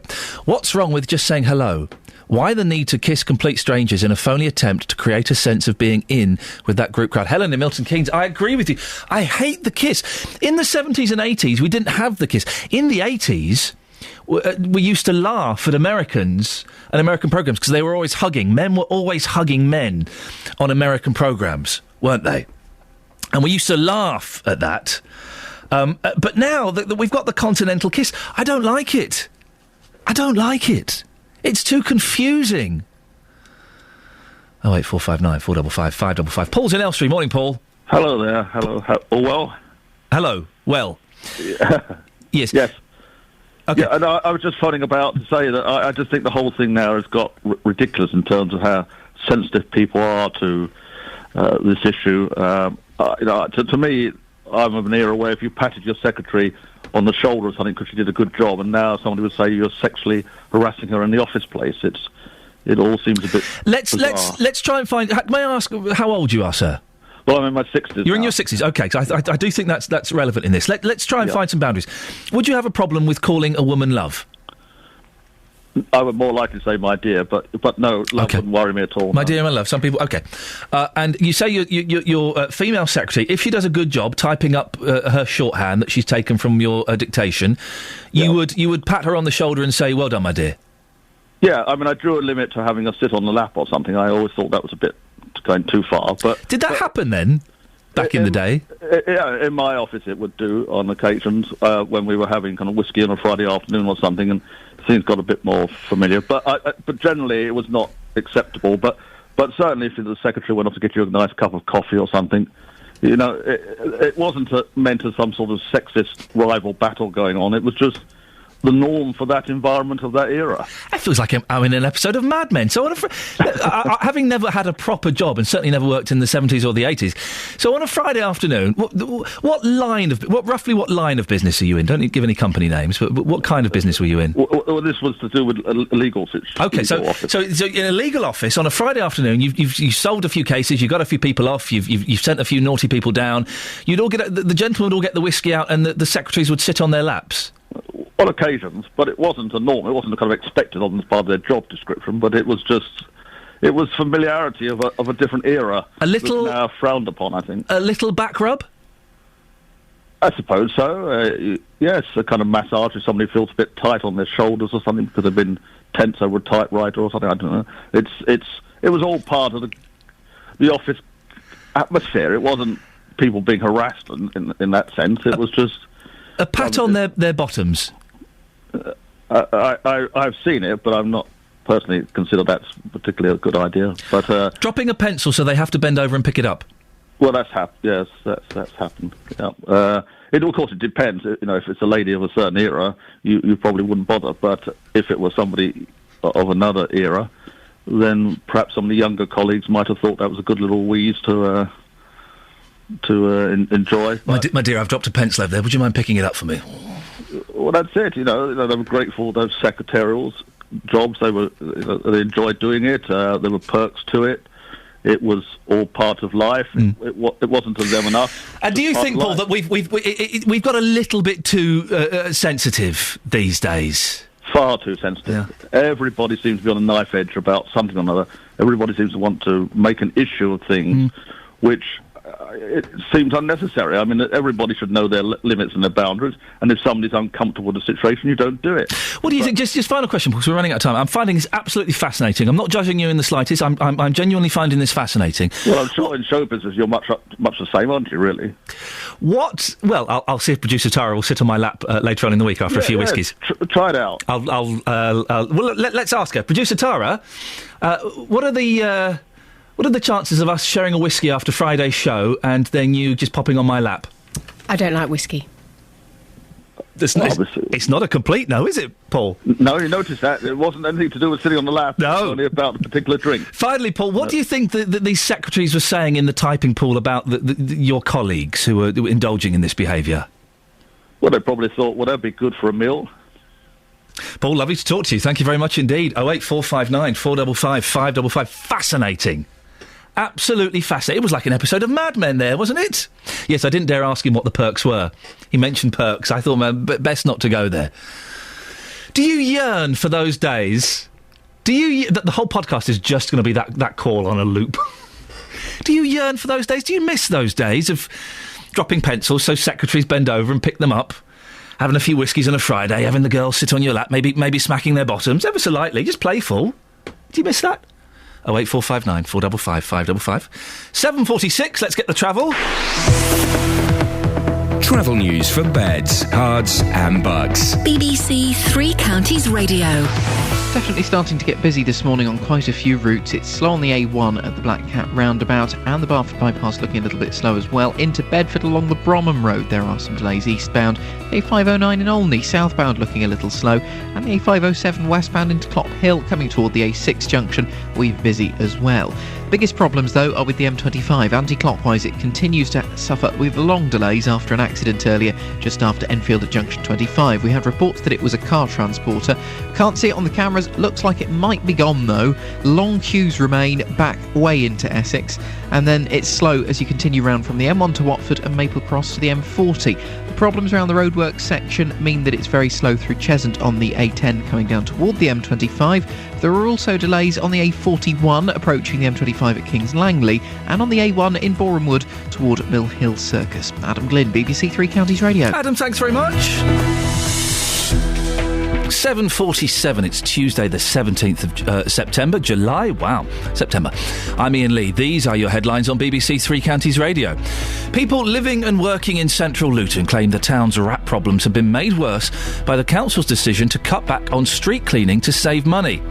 A number of children's services have been restored at Bedford Hospital following their controversial suspension in July. Overnight patients will still be cared for at Milton Keynes and the L&D. In sport, Liverpool are top of the Premier League table after a 2-2 draw away to Swansea. Coming up, Russell Brand. What's the appeal? Before that, let's get the weather with Kate Kinsella. Beds, Hearts and Bucks weather. BBC Three Counties Radio.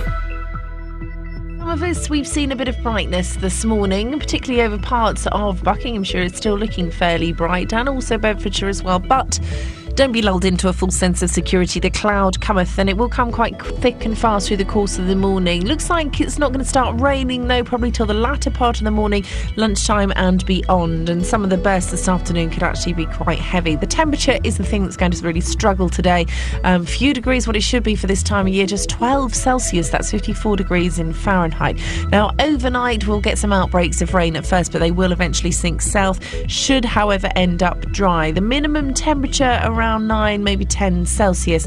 So tomorrow morning, we've got a bit of cloud around, but it will break. We'll get some sunny spells and things will feel just a little bit better because it's going to feel a little bit warmer. 15, 16 Celsius the maximum tomorrow. Still a little bit below average, but it is gradually getting a little bit warmer. 1 or 2 showers around tomorrow afternoon as well, but they'll blow through quite quickly on the breeze. And that's your forecast. Thank you very much. Every weekday morning from 9, the biggest local talking points. There is only one professional force that can control chemical weapons. How can we, as a civilised country, stand by and let more poor innocent children get killed? The JVS Show. Harry's in Bedford. Let's see what Harry wants to say. She knew what the laws were. She knew what she was doing. She got caught tough. I disagree with the penalty. I think that for smuggling drugs, it shouldn't be a death penalty. The JVS Show. Weekdays from 9. BBC Three Counties Radio. Morning, this is Iain Lee, BBC Three Counties Radio. I'm desperately trying to think how we can instigate a Friday whiskey and sitting on the lap session. I don't know. Well, any suggestions? Well, maybe I need to ask Russell Brand. We're talking about Russell Brand because he's on the front page of the Mail today. There's a photo of him and campaigner. That's what she is, Jemima Khan. The implication is they're dating. We don't know, but I wouldn't be surprised. The thing we have to face is Russell Brand has an amazing history of being associated with many beautiful women. Well, we sent Justin Dealey out, in many ways our own Russell Brand, in that he dresses very badly and is a bit sleazy. And we've been asking people, what do they see in Russell Brand? Madam, you're an attractive lady. Russell Brand, does he do it for you? No, Russell Brand doesn't do it for me. I can't believe you stopped me at this time in the morning. To ask Russell Brand. Why do you think so many women like him? Because, he's hooking up with a very, very attractive lady. What do you think? There's got to be something about him which attracts the ladies. Probably his confidence, his outgoing. Jan, Russell Brand, what do you think? Funny. Not sexy for me, I'm too old. Then again, if he came up to you and said, Jan, do you know what? I find you so attractive, I find you so funny, I'd like to go out with you, what would you then say? I'm married already. If you weren't married? I might give it a try one night. One night? Oh, Jan, what do you like? Russell Brand. Is he attractive? What is it about Russell Brand? I think it's his hair. And I hate to have to say that I think it's the hair. There's something about him, but it's definitely not his looks. I think it might be his personality and the fact he's so out there. I haven't got a clue. I can't say it without... No, you can say it, come on. He's just not a very nice person. What about looks-wise? No. No. So you can see nothing attractive in Russell Brand whatsoever? No. The hair? No. The skinny legs? No. No. No, not at all. Do you think these girls, all these attractive girls, are nuts for going out with him? Very. Madam, what is it about Russell Brand? What is it that pulls in the ladies like you? Probably the way he talks, what he's saying to the girls. The way he talks? Yeah. What, you saying what he's funny, or...? No, like, he probably tells them, like, what they want to hear from, like, any guy. So in other words, he's full of rubbish?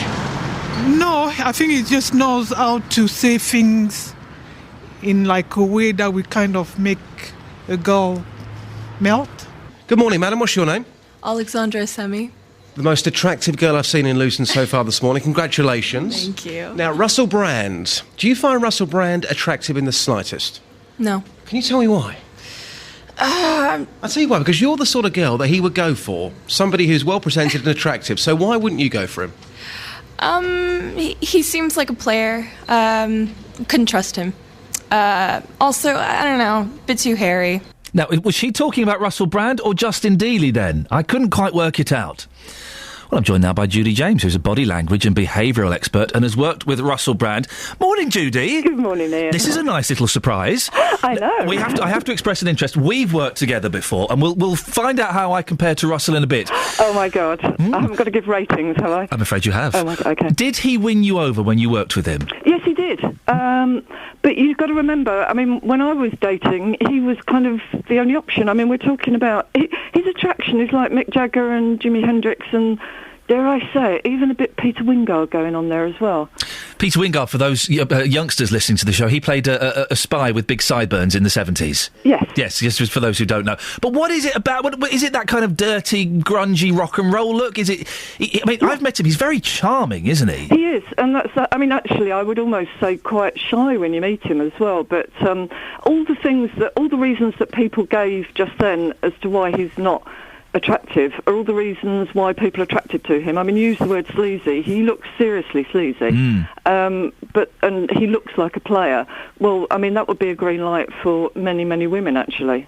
I mean, he doesn't look like the kind of guy you'd take home to meet your mum, and that can be very attractive. The thing I find difficult to understand is that we know he is a player, and we know he's bedded, I don't know, hundreds of women, and quite often his relationships don't last very long.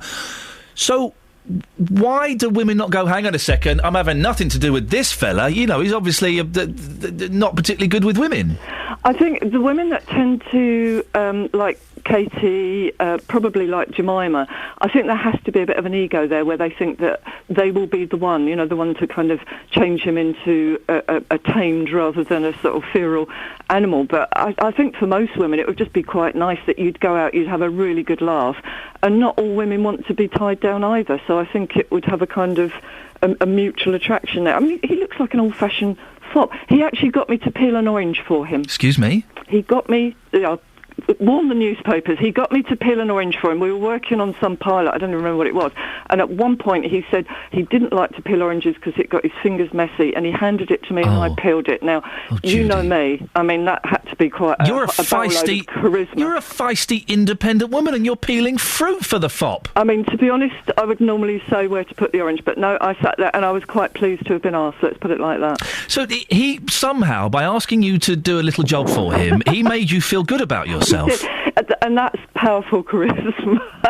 Now, you are a body language expert. What does his body language say about him? He's got this slightly foppish body language. I mean, the thing that you notice, he's got very long legs. He kind of doesn't have a masculine stride, particularly when he walks. But he's got, as you say, when you meet him, he's got what's called the reveal that people like, that you expect to see this overconfident guy. But then actually you get slightly dipped head, slightly less confident, slightly shy, slightly boyish body language, which is quite pleasant as a contrast. So, but do people want to mother him? Do they want to protect him? Do they just want to rip his clothes off? What is it? Possibly the latter. I mean, I think particularly now, I mean, I was slightly confused because, as I say, I could imagine to a generation it would be very appealing, the Mick Jagger generation. But when you look at, I mean, I know he's an Essex boy, but when you look at the Essex boys now, like Mario, you know, Mario Falcone, I mean, good-looking guys, but they look as though they spend most of their day in the gym, whereas Russell looks like he spends most of his day in bed. And that's what you'd probably like. Now, Judy, we've worked together several times, particularly over this Big Brother nonsense that's now finished. We can all breathe again. Hey, one of the twins had a go at me on Friday night, but that's... What? Yeah, he said, I'm not being funny, but you made my mum cry. I told him to stop being I swore at him. Anyway, that's by the by. That's by the by. How do I compare to Russell? To Russell, you would be... I mean, you're not the sort of Jim Bunny Essex boy type thing. You don't look as though you're marinated in vanity. And you've also got, obviously, the humour thing, which creates a very alpha presence. Yes, I have. I yes. think, to be honest, Ian, if you grew your hair, you're probably about a foot of hair away from having a very similar attraction. But you'd have to get the old skinny jeans on. Oh, no, I couldn't do the skinny jeans. And I've tried growing my hair long. It just kind of bushed out. It looked ridiculous. Oh, no, then maybe not. I'd give up then. You handled that very diplomatically. I put you on the spot, Judy, and do you know what? I'll let you get away with that. Judy, lovely to talk to you. Thanks for coming on. Bye-bye. Speak soon. Bye-bye. That's Judy James, body language and behavioural expert. Did you hear? Now, I've met Judy. She's a very, very sensible, down-to-earth woman. Very sensible, very practical. She peeled an orange for him, and the whole time in that conversation... she was being very giggly, wasn't she? I've not heard her be like that before. Very kind of fey and light and giggly and girly. Isn't it funny, the influence he has? On Facebook, Anne-Marie says there's nothing about him. You couldn't pay me to sleep with him. Ugh. Jill says, yuck. Lisa says he's funny, charming, super intelligent and famous. Job done. Is fame really a part of it? Jan says, I do. The man is completely gorgeous and more than a little controversial. She then goes on to say, morning, Iain and Justin. Should I read something into that? Claire says he's gross, although I did watch a discussion programme that he chaired. He's actually very intelligent. Surprised me. 08459 455 555 is the telephone number. Let's get the travel news now. Here's Adam. Travel news for beds, cards and bugs. BBC Three Counties Radio. M25 anti-clockwise, still queuing after that accident earlier as you go into the roadworks past Enfield. It's slow well back into Essex as far as the M11. It's also queuing from Kings Langley to the M40, junction 20 to 16. The A10 approaching the M25 through Cheshunt. You've got delays along the A10 near to the Winston Churchill Way. The A1 up at the Black Cat roundabout, slow moving. Also busy then into London on the A1. Borehamwood, the Holiday Inn junction, down to Mill Hill. A41 in Aylesbury, slow moving at the SO roundabout, and then approaching the M25 at Kings Langley, there's another queue. In Watford, a burst water main on Exchange Road, the A411 northbound. It's just after the Market Street junction in the one-way system, likely to cause some delays. The M11 northbound, if you're heading across to the M11, police were holding all traffic briefly because of an incident between Harlow and Bishop Stortford. All lanes have reopened, but it's still looking slow. Adam Glynn, BBC Three Counties Radio. Thank you, Adam. Do you mind being called love at work or anywhere in life, in the shop? You've got a problem with that? And Russell Brand, what do women see in him? Local and vocal across Beds, Herts and Bucks. This is BBC Three Counties Radio.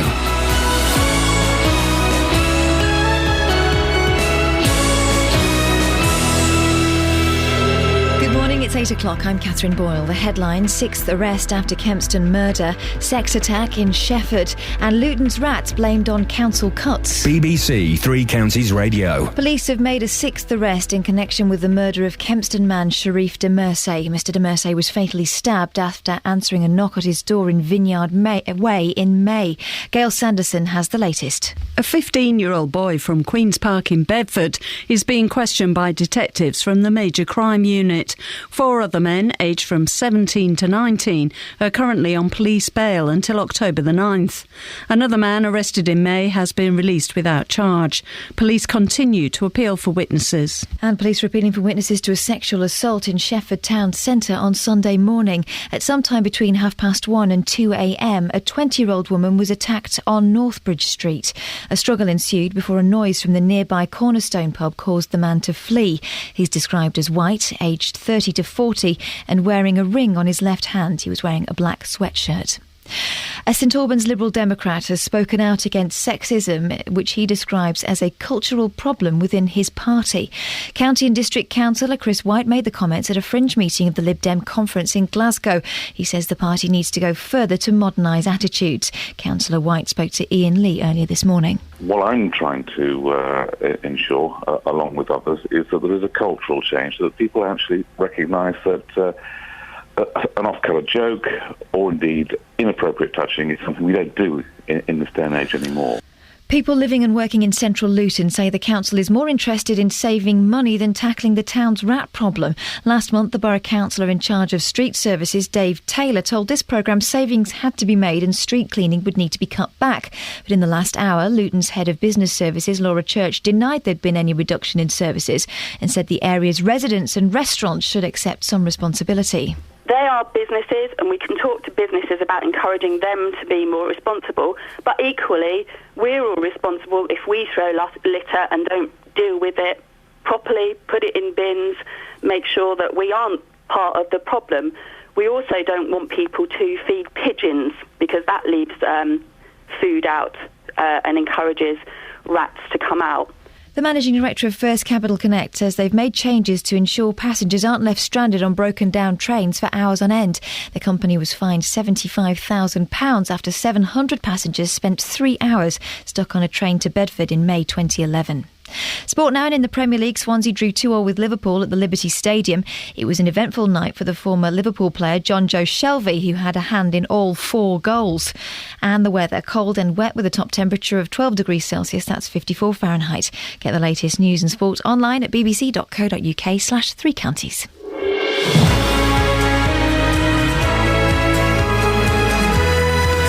This is Iain Lee, BBC Three Counties Radio. Suddenly, it's 3 minutes past 8. That's crazy. And I'm going to the Greasy Spoon after the show. Yes, it's been 5 long weeks since their fatty yet delicious food has graced my lips. Today, I'm back in there. Lots coming up in the last hour before JVS at 9, including Residents in parts of Luton are criticising the council for cutting back on street cleaning, saying it's making the town's rat problem worse. We've heard some horrific stories of rats running over people's feet. 30 rats in a week, one woman saw. When did you last see a rat? St Albans councillor Chris White says sexual harassment is a cultural problem within the Lib Dems and that calling people love falls into that category. Do you have a problem with being called love? We heard an incredible story from Paul as well, who's in his 60s and was talking about his time working for a legal firm in the 70s and the 80s. A few whiskies on a Friday, secretaries sitting on the laps of his colleagues. Sometimes they drop a pencil on the floor and ask them to pick it up, little slap on the bottom. Do you miss those days? If you were a woman working in those days, I would love to hear your take on that. And Russell Brand is apparently going out with Jemima Khan. Ladies, what do you see in Mr. Brand? He divides people, but the girls that like him really, really like him. Facebook.com/BBC3CR. You can send me a text, 81333. Start your text 3CR. Or the best way to get in touch. It's the best way of getting all of the story out of you. We wouldn't have got all of the facts from Paul in his 70s office if he hadn't have called in, if it had just been an email.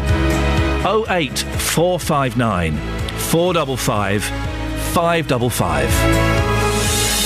Across beds, hearts and bucks.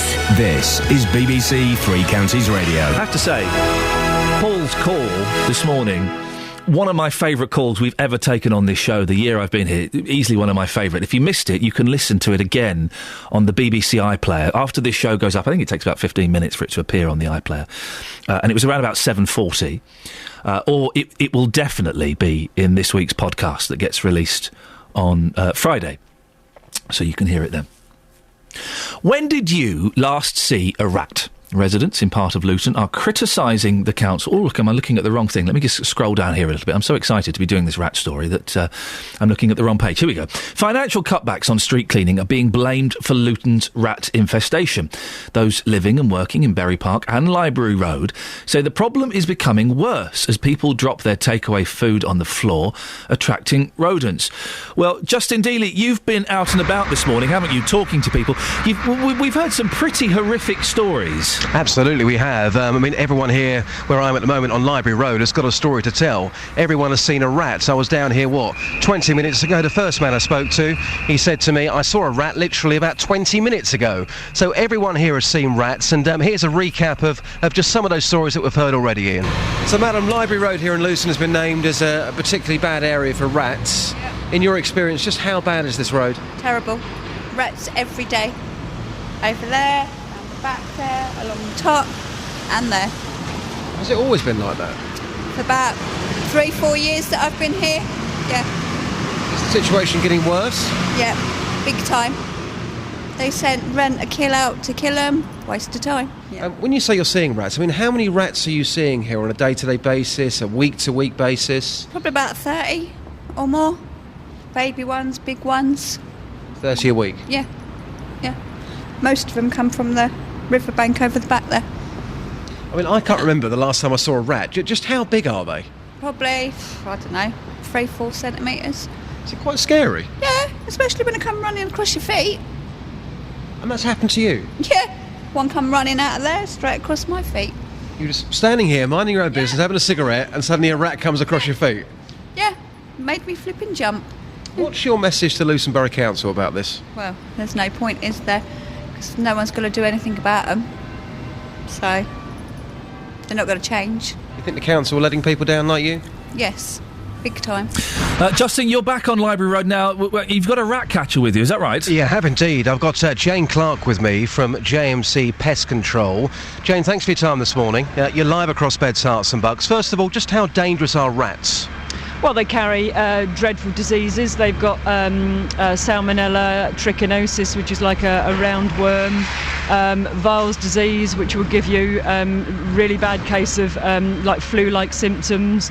So, not very nice. And as we speak here at the moment, some of the rubbish here has been taken away. From what you've seen on Library Road, which is just behind the shopping centre here in Luton, in the last half an hour or so, just sum it up for us. Tell us what you've seen as an expert. The rubbish in the bins obviously is there's loads of rubbish. There's about 6 or 7 bins out there. There's mattresses on the floor, which has got one mattress has got a hole in. Must be 30 to 40 rat holes down by the old river. There's stagnant water with rubbish in, which is could be a Viles disease sort of area, so not nice. Are you shocked by what you've seen this morning? I am really, because I think that I would have thought that the council should have be concentrating on an area like that, really, because it's horrible to look at. I spoke to a lady yesterday who said to me, I don't even bother now ringing Luton Borough Council. She mentioned to us there a moment ago that rats have been going across her feet when she's been standing here having a cigarette. She says they are letting people down. From what you've seen this morning, and just be honest, do you think Luton Borough Council are doing their job properly? No, I think that in a way I think they should be concentrating more on areas like that. Obviously we see street cleaners and things like that around, but they should, the streets aren't that bad. They should be really concentrating more on these sort of areas that are out the way a little bit more. Okay, the rubbish continues to be moved behind us. It'll come in a second for us. The big question I think we want to know this morning is, I think Ian's particularly keen to know this as well, how exactly do you catch a rat? Well, you can trap them. I use bait. It can take a few days to work, so it can be a bit of a waiting game. But I think that mainly you need to be thorough in where you're looking. You need to put the bait right down the holes. Obviously go back and check it on regular intervals, pick up any dead ones. The fact of it is they breed so quickly. They're breeding sort of every 3 to 4 weeks. 8 to 10 in a litter, and the babies are actually sexually mature at 10 weeks. So within another month, this will be worse again. So. Incredible. So it can be sold, but not quickly. And Ian, I believe you got a story about a rat in a kitchen. Jane's all ears this morning about this rat in your kitchen. This wasn't in my kitchen. This was my brother-in-law. He was a little bit tipsy, and his next-door neighbour came rushing in saying, "There's a rat in my kitchen. You've got to come and help me." So he went next door, and there was a huge rat, and it had got caught in kind of a rat trap, but it was just one leg that had been caught, and it was dragging this trap across the floor. So what they did was they got a saucepan with a lid. They picked up the saucepan, they scooped the rat into the saucepan and put the lid down, and they were about to take it out in the garden and chuck it open to get rid of it. And they opened up the saucepan, the rat was not in there, just the trap and one leg. Oh. And the rat had mysteriously escaped. Isn't that horrible? Oh dear. What do you do in a situation like that? Well, I think actually catching a rat physically is difficult. So if it were still in his kitchen or his house, then I would probably put some bait down and go back on a regular basis and check to see if the bait had gone. Obviously, you run the risk of it dying somewhere where you can't get it. But certain baits actually react in ways that they actually need lower temperatures. So they go outside supposedly to die, but obviously some can be too ill to do that. But they're not easy to catch physically. Well, no. I have done it. Oh, blimey, don't. Thank you. I don't know how you put up with your job. Thank you so much for your advice. Hope you're enjoying your breakfast at home. Thank you, Justin. Thank you to your guests for that. Pat's in Houghton Regis. Pat? Hello there. Rats. Yeah, I know. What are we going to do with them? Well, I'm certainly not going to cook them. I think it's to do with the hygiene standards, really, of these retail outlets, the food outlets, etc., that are in that area. And their hygiene standards are not high enough, and I think that's where you get the problem. And the mattresses, you say, mattresses are left all the time around that area. I don't know why people can't just put them in a car and drive off to the tip and dump it. Pat, do we just have to accept that in cities and towns like Luton and Milton Keynes and London, we're going to get rats? There's no way you can get rid of them. No, we don't have to accept it at all. I mean, when I actually go to a food outlet to see if I'm going to buy food, I like to see the kitchen where they're making that food, and I also look at the front of that restaurant or the takeaway outlet to look at the flat above. And the flat above has got dirty, filthy curtains, closed and everything like that. I won't go in it. Pat, thank you very much. I'm just finishing, so I want to squeeze in Craig in Aylesbury. Morning, Craig. Morning, Ian. How are you? Yeah, I'm good, thank you, although I'm feeling very uncomfortable with all this rat talk. Yes. You're a pest controller, are you? Yes, I am, yeah. Is there anything we can do? Where is this problem coming from? A lot of the problem comes from now the fact that local authorities have opted out of carrying out pest control on their own, with their own technicians. What they've done is they've basically sold off the pest control part, and the trouble is the companies that are coming in don't always know the areas that well. The other thing that happens is that once they sell it off, the old process of what we used to do with the sewer baiting, to bait the rats in the sewers, which is where the original problem comes from, has stopped, because it's a very costly exercise, but it's something that is really needed. And of course, if there's no baiting in those sewers, the next thing that happens is we start seeing large numbers of rodents above ground. And like your pest controller that you've had out there this morning, they found burrows in the banks, things like that.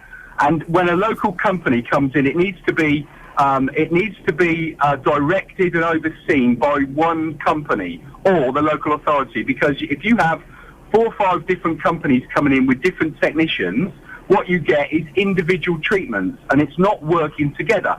And that's what we need to do. Craig, is Luton particularly bad for rats, would you say?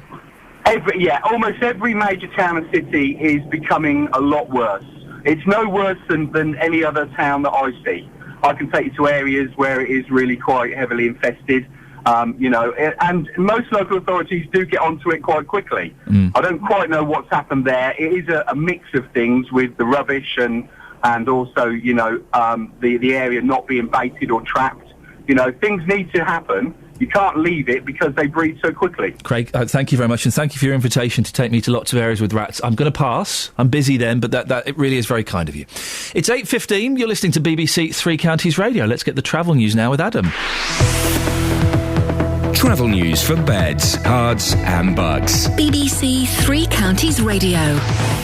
A good morning so far for the trains and tubes. No delays that I can see at the moment on the departure boards on the roads, though queues on the M25 anti-clockwise. There was an accident a bit earlier, just after Enfield at junction 25. It's slow back to the M11 at junction 27. It's also queuing Kings Langley to the M40 junction 20 to 16. If you're going across to the M11 northbound, it's very slow Harlow to Bishop Stortford. After a police incident a little earlier, police were holding traffic. Cheshunt A10 southbound, delays from the Great Cambridge Road toward Winston Churchill Way and toward the M25. Back up at the Black Cat roundabout, the A1 looking very slow, the Barford bypass a bit busy as well. Further down the A1, once you get into London, expect delays from the Holiday Inn junction toward Mill Hill Circus. Harpenden, the Luton Road, slow-moving Roundwood Lane to High Street. The A40 in High Wycombe looking pretty busy, past the university to the bottom of Marlow Hill. In Watford, there are queues on the A41 as you approach the M25, but there are also problems on Exchange Road. There's a burst water main. It's left a fair bit of surface water just after Market Street as you go through the one-way system. Adam Glynn, BBC Three Counties Radio. Thank you, Adam. Speak to you just before 8:30. Right now, it's coming up to 8:17. It's Tuesday, the 17th of September. I'm Iain Lee. These are your headlines on BBC Three Counties Radio. Police have made a 6th arrest in connection with the murder of Kempston man Sharif Demirisi. Police are appealing for witnesses to a sexual assault in Shefford Town Centre on Sunday morning. In sport, Liverpool are a point clear at the top of the Premier League after drawing 2-2 to Swansea in the Liberty Stadium. Coming up, is sexual harassment a problem where you work? Well, it seems it is within the Lib Dem party. BBC Three Counties Radio.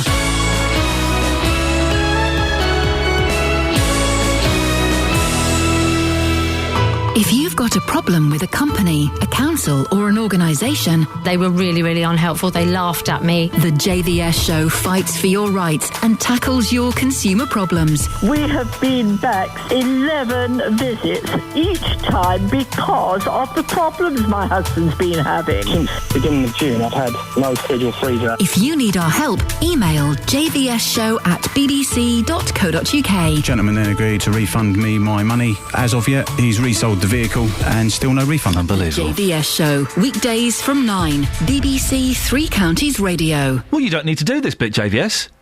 No, it's all done, isn't it? We've just done the advert, so the show's on. There's a big question at the beginning, there's a bit in the middle I don't quite understand, and then there's the consumer bit at the end. Oh, right. No, that's it, isn't it? What have I said to offend you? Well, we might as well have a little chat. I mean, I've turned up for you. Well, you've turned up in some ways. You're not in the same physical room as me. You're doing it from some luxury studio elsewhere. No, do I sound all right? You sound absolutely, if anything, you sound better.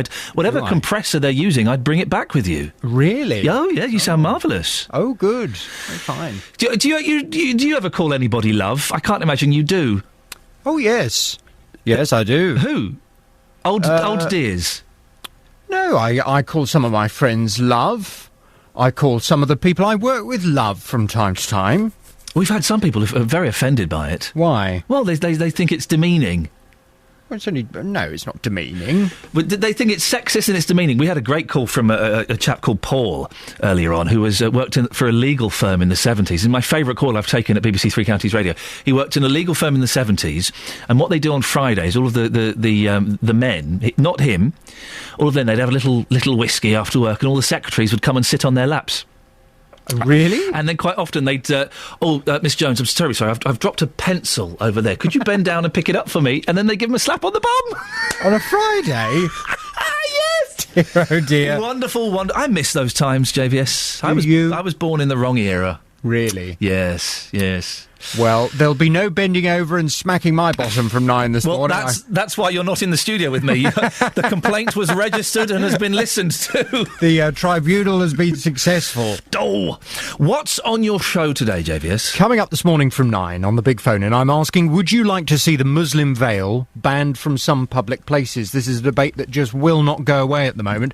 A Muslim woman has been told she must remove her full facial covering whilst giving evidence in court. The Muslim Council of Britain says this landmark ruling threatens to undermine the UK's long-standing tradition of religious tolerance. However, Home Office Minister Jeremy Brown says it's about time we had a national debate about the Muslim veil. The front page of today's Sun newspaper, it calls for the veil to be banned from schools, from hospitals, courts, airports and banks, although the paper accepts they could remain in streets, parks and workplaces at the boss's discretion. And Conservative backbencher Dr Sarah Wollaston has told journalists veils are deeply offensive. They make women invisible, and she's called for them to be banned in schools and colleges. Well, from 9 this morning, I want us to have a very frank conversation about this. I want your view. Would you like to see the Muslim veil banned from some public places? Here's my number as always, 08459 455 555. Thank you, love. See you later. Thanks, dear. Call 08459 455 555. BBC Three Counties Radio. Well, the reason we're talking about love, it was mentioned by Chris White, who is a Lib Dem St Albans councillor. He's been talking about sexism within the Liberal Democrat Party, and he raised the flag that actually using the word love is perhaps a little bit inappropriate and perhaps not what we should be doing. So that's kind of why we've been asking about that this morning. You can give us a call on that. And we've had, I was going to say a young woman, comparatively young, a 41-year-old woman, gets called Foxy Mummy and love by builders at her child's school, and she enjoys it. It does stem from the slightly more serious points that Chris White has been describing about sexism being a cultural problem within the Lib Dem party. It comes months after the Met Police launched an investigation into sexual harassment claims against Lib Dem peer Lord Reynard, of course, allegations that he denies. Well, James Shaddock has formed a campaign group against harassment and spoke at a fringe meeting at the Lib Dem party conference. Morning, James. Is sexual harassment and sexism a cultural problem within the Lib Dem party? Good morning. No, I wouldn't say it's just a cultural problem within the Lib Dem party. It's actually a cultural problem within politics in general. It's a cultural problem within all aspects of public life, so not just the Liberal Democrats, but also the Conservatives and the Labour parties, even in aspects of the media. I mean, even the BBC itself had to do a long and wide-ranging investigation into an endemic culture of sexual harassment and sexism in itself. So while I agree, obviously, with Chris that there is a cultural problem within the Liberal Democrats, it's not a cultural problem that's exclusive just to us. What kind of things are we talking about here? Because I think some people have different definitions of sexism and sexual harassment, don't they? Yeah, and I think that's completely valid. I think sexism and sexual harassment can be a very subjective thing, and what one person may see as harassment or inappropriate behaviour, another may not. But it's about creating a system of accepting consent and accepting that your behaviour may have a negative impact on someone. So, for example, if you are meeting someone you may have never met before, then it is inappropriate to, lean in and hug them or touch them in a way that may make them feel uncomfortable. Hang on, are we saying the hug is now inappropriate when you meet someone? No, what I'm saying is that hugging someone that you may not have met before is inappropriate. What? No, we're getting confusing, and I would suggest that's a little bit silly. So meeting someone you've never met before, going in for the hug is inappropriate? Yes. Really? Why? Yes, I think because it will make the individual feel uncomfortable. In your opinion? No, well, in the individual who's being hugged. So well, not always. In your opinion, it makes the individual feel uncomfortable. I know examples of when it doesn't make the individual. Several of the individuals who spoke at the Fringe meeting said that they found that was inappropriate. That it was inappropriate for other individuals who they'd never met before to greet them for the first ever time by what about the kiss? Putting their arm around them. Well, that's fine with someone who you are on that level of a connection with. But the kiss on the cheek when you're introduced to someone, is that appropriate? No, James. I have to suggest that you are taking this much too far. It's now common in this. I mean, it's a European thing that's come over here. It's now common to kiss people on the cheek when you're introduced to them. Yes, but not for complete and utter strangers that you've never. Yes, James, it is. Before. It is. I'm afraid it really is. Well, that may be what you believe. However, James, it's what happens. It's what happens. I've seen it happen. I've had it done to me. I've done it to people. That makes the individual uncomfortable. Well, that the individual is made to feel uncomfortable and feels like someone has acted inappropriately towards them. Well, then they are entitled to their feelings. But I'm afraid that the majority of people, I believe, would not think that the kiss on the cheek or even the double kiss, which is now very, very common practice in all walks of life, when you are introduced to somebody, is not inappropriate. Listen. That is not your judgment to make. That is the judgment of the victim. James, listen, a pat on the bum, or, a cheeky wink, a touch on the shoulder, yes, that's probably inappropriate. But you cannot say that the double kiss, often the air kiss, is inappropriate. Who gives you the right to say that? It's about making sure that there's a standard where no one can feel threatened. So what do? We just go up to each other and we don't touch each other in any way whatsoever? No handshake? No.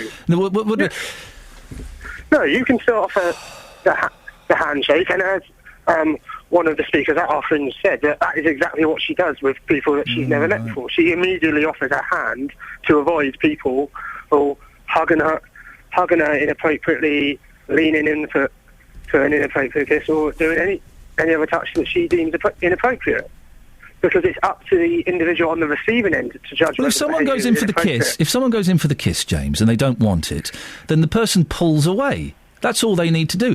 I'm afraid that you are incredibly out of touch if you do not think that a kiss or a double kiss is now pretty much the normal greeting for someone you're just meeting.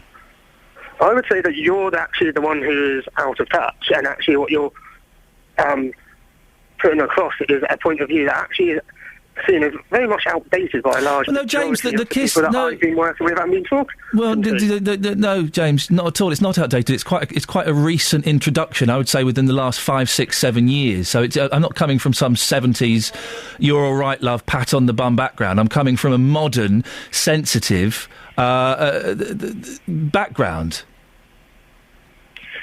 No, I'd still say that what you're still describing does make people feel uncomfortable, and that is why. Well, in your opinion, we need to make sure that we have a way James, of behaviour, especially within the realms of politics and public life, where people don't do that with people they've never met. Okay, before. so let's. It's totally appropriate with someone that you may already have that level of connection with but it's not appropriate with someone you've never met before. In your opinion, James, it's not appropriate. Now, what is? In the opinion of many others. Okay, well, look, James, listen. You've brought up the opinion line, so in the opinion of many others, it is appropriate. What's the James Shaddock way of meeting somebody then? What should we all be doing?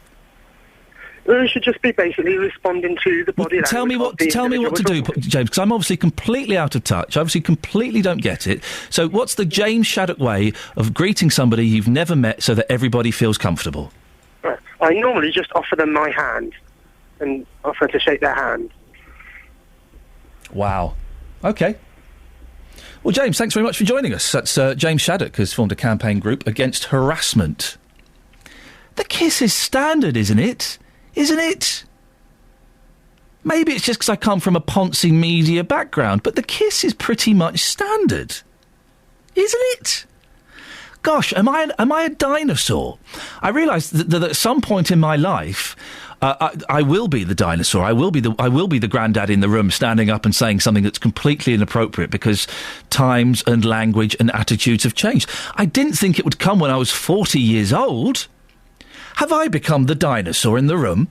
08459 455 555. Travel news for beds, cards and bugs. BBC Three Counties Radio. Problems this morning on the M1 northbound. This is junctions 9 to 10. We've had a call from Ray. He said he got stuck as he was trying to leave at junction 10 and that the queue on the exit slip road and leaving the motorway is about a mile long, so it's looking a bit sticky round there. I'm just going to have a look at the cameras and see if I can see anything causing a blockage, but we haven't had any reports of anything other than the delay. Certainly the M1 southbound has been running quite well this morning toward London. Got delays on the M25 anti-clockwise, queues from the M11 to Potters Bar into the roadworks, also delays Kings Langley to the M40. If you're going across to the M11, it's really slow Harlow to Bishop Stortford. Police were holding traffic for a while they dealt with a man on the hard shoulder. It's quite busy around Watford. Exchange Road northbound, there's been a burst water main. It's left surface water just after the Market Street junction through the one-way system. Black Cat roundabout, slow as it does tend to get at this time of day. Barford bypass looking busy as well. Then the A1 into London, Borehamwood to Mill Hill is queuing. Cheshunt, A10 southbound, delays from the Great Cambridge Road to the Winston Churchill Way. The A40 in High Wycombe is looking busy at the bottom of Marlow Hill. And the A414 in Hertford, slow moving between the A10 and Cross Lane. If you can update us, call us 08459 455 555. Adam Glynn, BBC Three Counties Radio. Thank you, Adam. Well, I'm coming to the realisation that perhaps I am an old-fashioned, outdated dinosaur. I'm Jim Davidson. I'm, not Bernard Bresslaw, the other gentleman. Bernard Manning. Really? Dearie me. The kiss when you're introduced to somebody, it's a continental thing. It's relatively new in this country. Am I hideously out of date? Or are people, like the last guest we just spoke to, James Shaddock, are they being oversensitive? I don't know the answer here. 08459 455 555. Let's get the news and sport now. Here's Catherine. Across beds, hearts and bugs. This is BBC Three Counties Radio.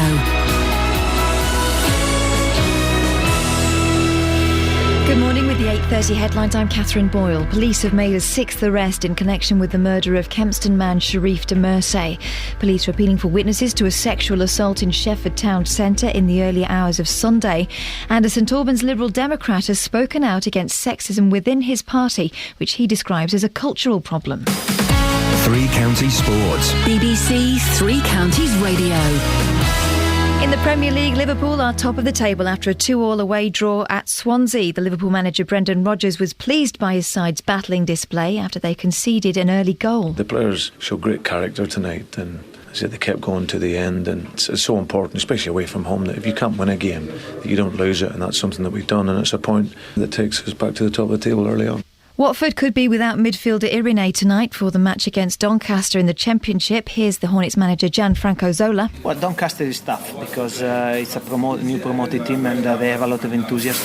I saw them playing against Charlton and they did very well. And so I'm expecting a tough game. They will be organised, strong, and to get around that thing, we will have to be as organised as them and with better quality.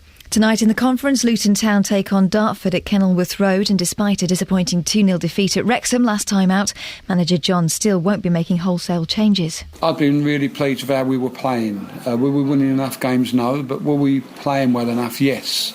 But Friday we didn't. And it's whether I take the last 5 games and say, well, one of them's not very good, so I need to change. That's not something I'm sure that I want to do. In the Southern Premier last night, St Albans lost 1-0 to Cambridge City, while tonight Alzey, Bedford and Burnham all play at home. Meanwhile, in Conference South, Boreham Wood are away to Farnborough. And that's the latest news and sport. I'll be back with more at 9 o'clock. I'm confused, Catherine. I'm scratching my head now, trying to find a picture of James Shaddock on the internet, just so I can get a grip on the gentleman. That's frowned upon, isn't it? You certainly wouldn't want that. The kiss, going in for the kiss when you're introduced to somebody... It depends on the situation. If I was going into the bank and I was introduced to my bank manager, I wouldn't go for the kiss there.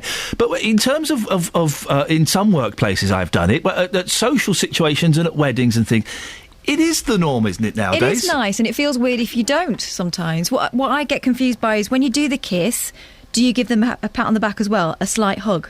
Because some people balk at that, don't they? OK, so let's... If I'm going to kiss someone, I'm going to give them a squeeze as well. A little one. The squeeze is not allowed. What, so it's just faces? It's like Pretty Woman, but in reverse. Call 08459 455 555. BBC Three Counties Radio. I'm genuinely confused. I am the dinosaur. I am my granddad. I am my mum. I am Jim Davidson. I'm the dinosaur. I'm out of touch. That's what James Shaddock was implying, was saying. Really? I knew I'd become a dinosaur at some point, but not at the age of 40. I thought I had another good 15 years. Part of me did hope I'd be hip and cool into my 60s. Well, that's not going to happen. 08459 455 555 is the telephone number. Now, we have been talking about sexism and sexual harassment this morning, and it's really thrown out some... Who'd have thought when we decided we'd be talking about this, it would throw out so many different questions and quandaries? Well... It seems that sexual harassment is a problem within the Lib Dem party. St Albans councillor Chris White says it's a cultural problem within the party. Earlier on in the show, I spoke to Paul in Elstree. He used to work in a law firm in the 70s where what we now term as sexual harassment, well, it wasn't considered to be a problem then. I mean, I drew a limit to having us sit on the lap or something. I always thought that was a bit going too far. But did that happen then? Back in the day? Yeah, in my office it would do on occasions when we were having kind of whiskey on a Friday afternoon or something, and things got a bit more familiar. But generally it was not acceptable. But certainly if the secretary went off to get you a nice cup of coffee or something, you know, it wasn't meant as some sort of sexist rival battle going on. It was just the norm for that environment of that era. I'm keen. We've got 25 minutes left. If you worked in a typing pool, that's what they were called, wasn't it, in the sort of the 70s and 80s, or maybe you were a personal secretary for a boss in a company, could you give us a call and let us know if you experienced that type of behaviour and what you thought about it? Did you enjoy it? Did you just think it's the norm, or did you think, oh dear? 08459 455 555. Well, Cynthia's in High Wycombe. Cynthia, you did work in a typing pool in the 70s, is that right? Yes, I did. There was about 10 of us. Now, don't give us any company names, but what kind of business was it you were involved with? Food. Food, OK. And did you experience this behaviour that Paul was talking about? My work colleagues did. I made sure that I didn't get to that standard to go out because I didn't like what happened to them. What kind of things did happen to them? I can't really say on the phone. Oh. It wasn't very nice because they used to come back in and they were very distressed. Well, let me start from low down and let's see and work our way up. If that's not an inappropriate phrase, I do apologise. So, for example, sitting on the boss's lap. Yes. They did that. Having their bottoms pinched. Oh, yes. Having the boss drop a pen on the floor and saying, Miss Jones, would you bend over and pick that up for me, please? Yes. I'm scared to know what... I mean, being fondled? Yeah. Kissing? Well, it never got that far. One of them was so brave, they did something to him. What, a swift knee to the... to the gentleman's bits? Yeah. Really? Oh, dear me. So there was inappropriate touching and inappropriate language and attempt at taking it a little bit further.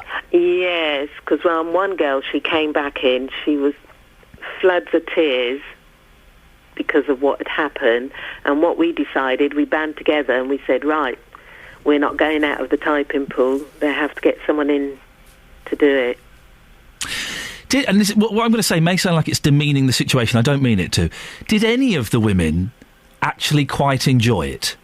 No, they didn't. Paul, we spoke to earlier on, and just to stress, Paul did say he didn't indulge in this behaviour. He did see it. He said that that some of the secretaries there were perks. No, not within our typing pool. No, we weren't like that. But I understand what he's saying. But no, not in this typing pool. Why did you stay there, Cynthia? Why did I stay there? Yeah, because I like the group of girls. But I didn't go out, so that was all right. And did any of the bosses ever sort of come in and say, Cynthia, you've stayed in here all the time. Come into my office now. No, because they had to go through our managers first. Right. They had to ask the manager to pick a girl to go out. I am genuinely shocked by all of this. I mean, I know the 70s were a bit carry-on and a bit naughty and stuff, but this just sounds like another world to me. Oh, no, you shouldn't be shocked. No. Do you think that your career was faltered slightly by the fact that you were so decisive you weren't going to leave that room? That did you think you suffered as a result? Oh, no, I didn't suffer at all. No, because I went on to do other things to another company, so no. And was it different in that other company? Oh, yes. Yeah. Yes. Yeah. Cynthia, I really appreciate your time this morning. I am genuinely shocked. It is. Well, I was going to say it's like Mad Men. It sounds worse than Mad Men. 08459 455 555. If you've worked in that environment, please tell me it's not like that now anywhere. It can't be like that now anywhere. It can't be. Legally, it can't be like that now anywhere, but culturally we've changed enough, haven't we? Haven't we? Talking to James, wasn't it? James Shaddock, I think his name was, earlier on, about sexism within the Lib Dem party. And he was saying, well, I thought some of his claims were a little bit extreme, which makes me think perhaps I am a dinosaur. He was saying that kissing people on the cheek is inappropriate when you've just been introduced to people. Maybe part of it comes because I work in Ponzi Media in London, where they're all kissing each other, and also my wife's half Greek, so I kiss her male cousins. And that shocked me a bit. It's not an air kiss with the boys. Oh, if it's Dimitri or Yogo, it's not an air kiss. It's a full-on wet, sloppy kiss on the cheek. So I'm kind of a bit more relaxed about it. Nancy's in Royston. Morning, Nancy. Morning, Ian. How are you? Oh, well, I'm confused, Nancy. I'm scratching my head. I absolutely don't blame you. Kissing on the cheeks when you're introduced to someone in an appropriate situation, what's your stance on it? That's exactly how I do it. I just listened to James when he was talking. I was absolutely I was stunned. I was like, what world are we living in now? I mean, I just feel like everyone is so uptight.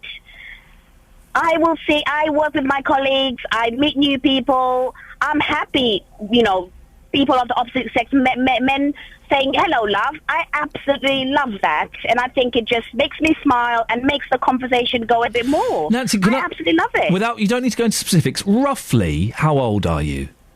I am 30 this year. 30 this year?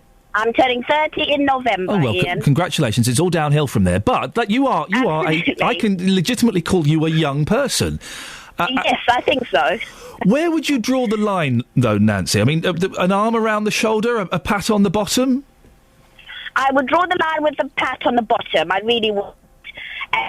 But the kiss on the air cheek, the air kiss, I'm absolutely... The air cheeks. That's a whole different thing. Nancy, we're going to let you go because the line isn't a great one, but thank you very much indeed. We need to relax when it comes to kissing on the cheek. Text here, Ian, you're moving in the wrong circles. Kiss on the first meeting is too much too soon. I hate the idea. Why would you kiss someone you don't know? A kiss is very intimate. See, it's not a snog. It's not a French kiss. Sharon says, you are wrong and James is right. If you don't know me, don't kiss me. Keep out of my space. Keep out of my space, man. Caroline's in... Maybe I am wrong on this. Caroline's in Stevenage. Caroline, what's your take on the cheek kiss or the air kiss? Hi, good morning. Good morning. Hi. Well, actually, I work in schools, so I go a lot into schools to meet head teachers and other teachers and practitioners. And somebody new, I would never expect in that professional capacity to kiss me.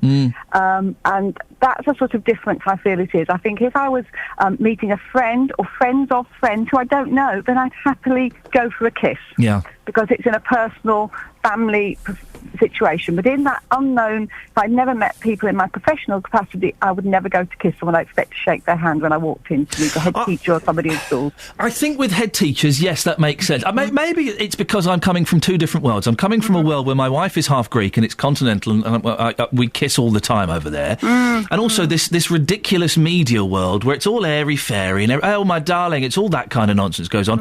And every woman I'm trying to think. The last few weeks I've been introduced to a few women in various work circumstances. It's been the kiss on the cheek. So maybe it is... Maybe that's a bit... I just would not... especially, I wouldn't do it if I was meeting a female head or a male head. How about if I met you, Caroline? If we were at an event and there was... Iain, this is Caroline from Stevenage. And if I shook your hand and went in for a cheek kiss, how would you feel? I think if it was in a sort of friendly, not a work capacity, I would happily give you a kiss. And you would let me not put words into your mouth. Would you feel I was being sexually inappropriate or taking advantage of you in any way? No, I wouldn't. No. Okay, well, that's Caroline, thank you. I am scratching my head slightly. Normally, I know the answer to everything. Everything. I do. No, I do. I thought I knew the answer to this. Now I'm not so sure. Yes, it would be inappropriate to air kiss a head teacher, wouldn't it? A bank manager, a nurse. This is the nurse that'll be looking after you. Oh, nice to meet you. But pop stars and actors I've met, I've gone for the air kiss. Hence my tongue ending up in Wendy James's ear. 08459 455 555. You have to judge the situation. I'm not saying it's a hard, fast written rule that you stick with. You judge the situation. You judge the context. You read the body language. But saying never giving somebody an air kiss when you've just met them for the first time, I think that's slightly oversensitive. 08459 455 555. It's 8:45. BBC Three Counties Radio. Let's get the travel news now with Adam. Travel news for beds, cards and bugs. BBC Three Counties Radio. Still delays in Watford, burst water main on Exchange Road, northbound, just after the Market Street junction, round the one-way system there. It is looking very busy. We've also got anti-clockwise M25 delays as traffic makes its way into the roadworks section from the M11 through to Potters Bar, and then from Kings Langley to the M40 it is patchy traffic all the way round. On the A10 in Cheshunt, it's slow from the Great Cambridge Road through to the Winston Churchill Way and then down to the M25. You've got some A41 delays on the approach to the M25 at Junction 20. Busy in Harpenden this morning, the Luton Road, particularly eastbound Roundwood Lane to the High Street. Hitchin looking a little bit slow as you make your way in on the A602. The A505 a little bit busy as well. Clop Hill, the A507 has been looking slow on and off this morning. Not too bad at the minute. At the M1 northbound, we had reports of the problems junction 9 to 10 from Ray, who said he was struggling to get off the motorway at junction 10 because of a queue that was about a mile long. Still looking a little slow, but I don't think it's as bad as it was. Bletchley, some delays coming in on the A421 as you come toward Milton Keynes, and it's looking pretty good for the trains and tubes. Adam Glynn, BBC Three Counties Radio. Thank you, Adam. It's 8:47. It's Tuesday, the 17th of September. I'm Iain Lee. These are your headlines on BBC Three Counties Radio. Police have made a sixth arrest in connection with the murder of Kempston man Sharif Demirse. Police are appealing for witnesses to a sexual assault in Shefford Town Centre in the early hours of Sunday. In sport, Australia beat England by 49 runs in the deciding one-day international at Southampton to take the series 2-1. Coming up, love, we'll be talking about people called love and also the cheek kiss. Is it completely inappropriate? 08459 455 555. Let's get the weather now. Here's Kate Kinsella. Beds, Hearts and Bucks weather. BBC Three Counties Radio. Good morning. Well, it looks like the cloud is slowly moving across all of us now. We've still got a little bit of brightness coming up here and there, so parts of West Hertfordshire and also out towards the eastern fringes of Bedfordshire. It's still quite bright out there, but the cloud is on its way. I'm just looking at the satellite picture now. Now, the rain is also on its way too, but it looks like it won't be joining us till the latter part of the morning into lunchtime and beyond. It's going to be fairly chilly today with all the rain and also the increasing breeze. We're looking at a maximum of just 12 Celsius, 54 degrees in Fahrenheit. Now, the rain continues for a time tonight, but eventually it moves south, breaks up, dries up, so it ends up dry for us with 1 or 2 clearer spells. That's when the temperature's going to drop, but the minimum down to between 8 or 9 Celsius. Tomorrow morning, it looks like we'll have a bit of cloud around, but it will break up. We'll get some sunny spells. 1 or 2 showers around tomorrow afternoon, but they're not going to last too long. And everyone's just going to feel that little bit happier tomorrow because it's going to feel a bit warmer. 15, 16 Celsius the predicted maximum for tomorrow, but it is wet and windy again for Thursday, and as we head into Friday it's an improving picture, and it may even start to feel a little warmer as we head through to the weekend. And that's your forecast. Tonight there are home games for 2 of our teams. That's the move of the match from the Hatters. And you can choose who to listen to. For Tokyo into the box. On digital radio, plus 98 and 103.8 FM, you can hear Watford against Doncaster. Looks to tip the goalkeeper. What a goal!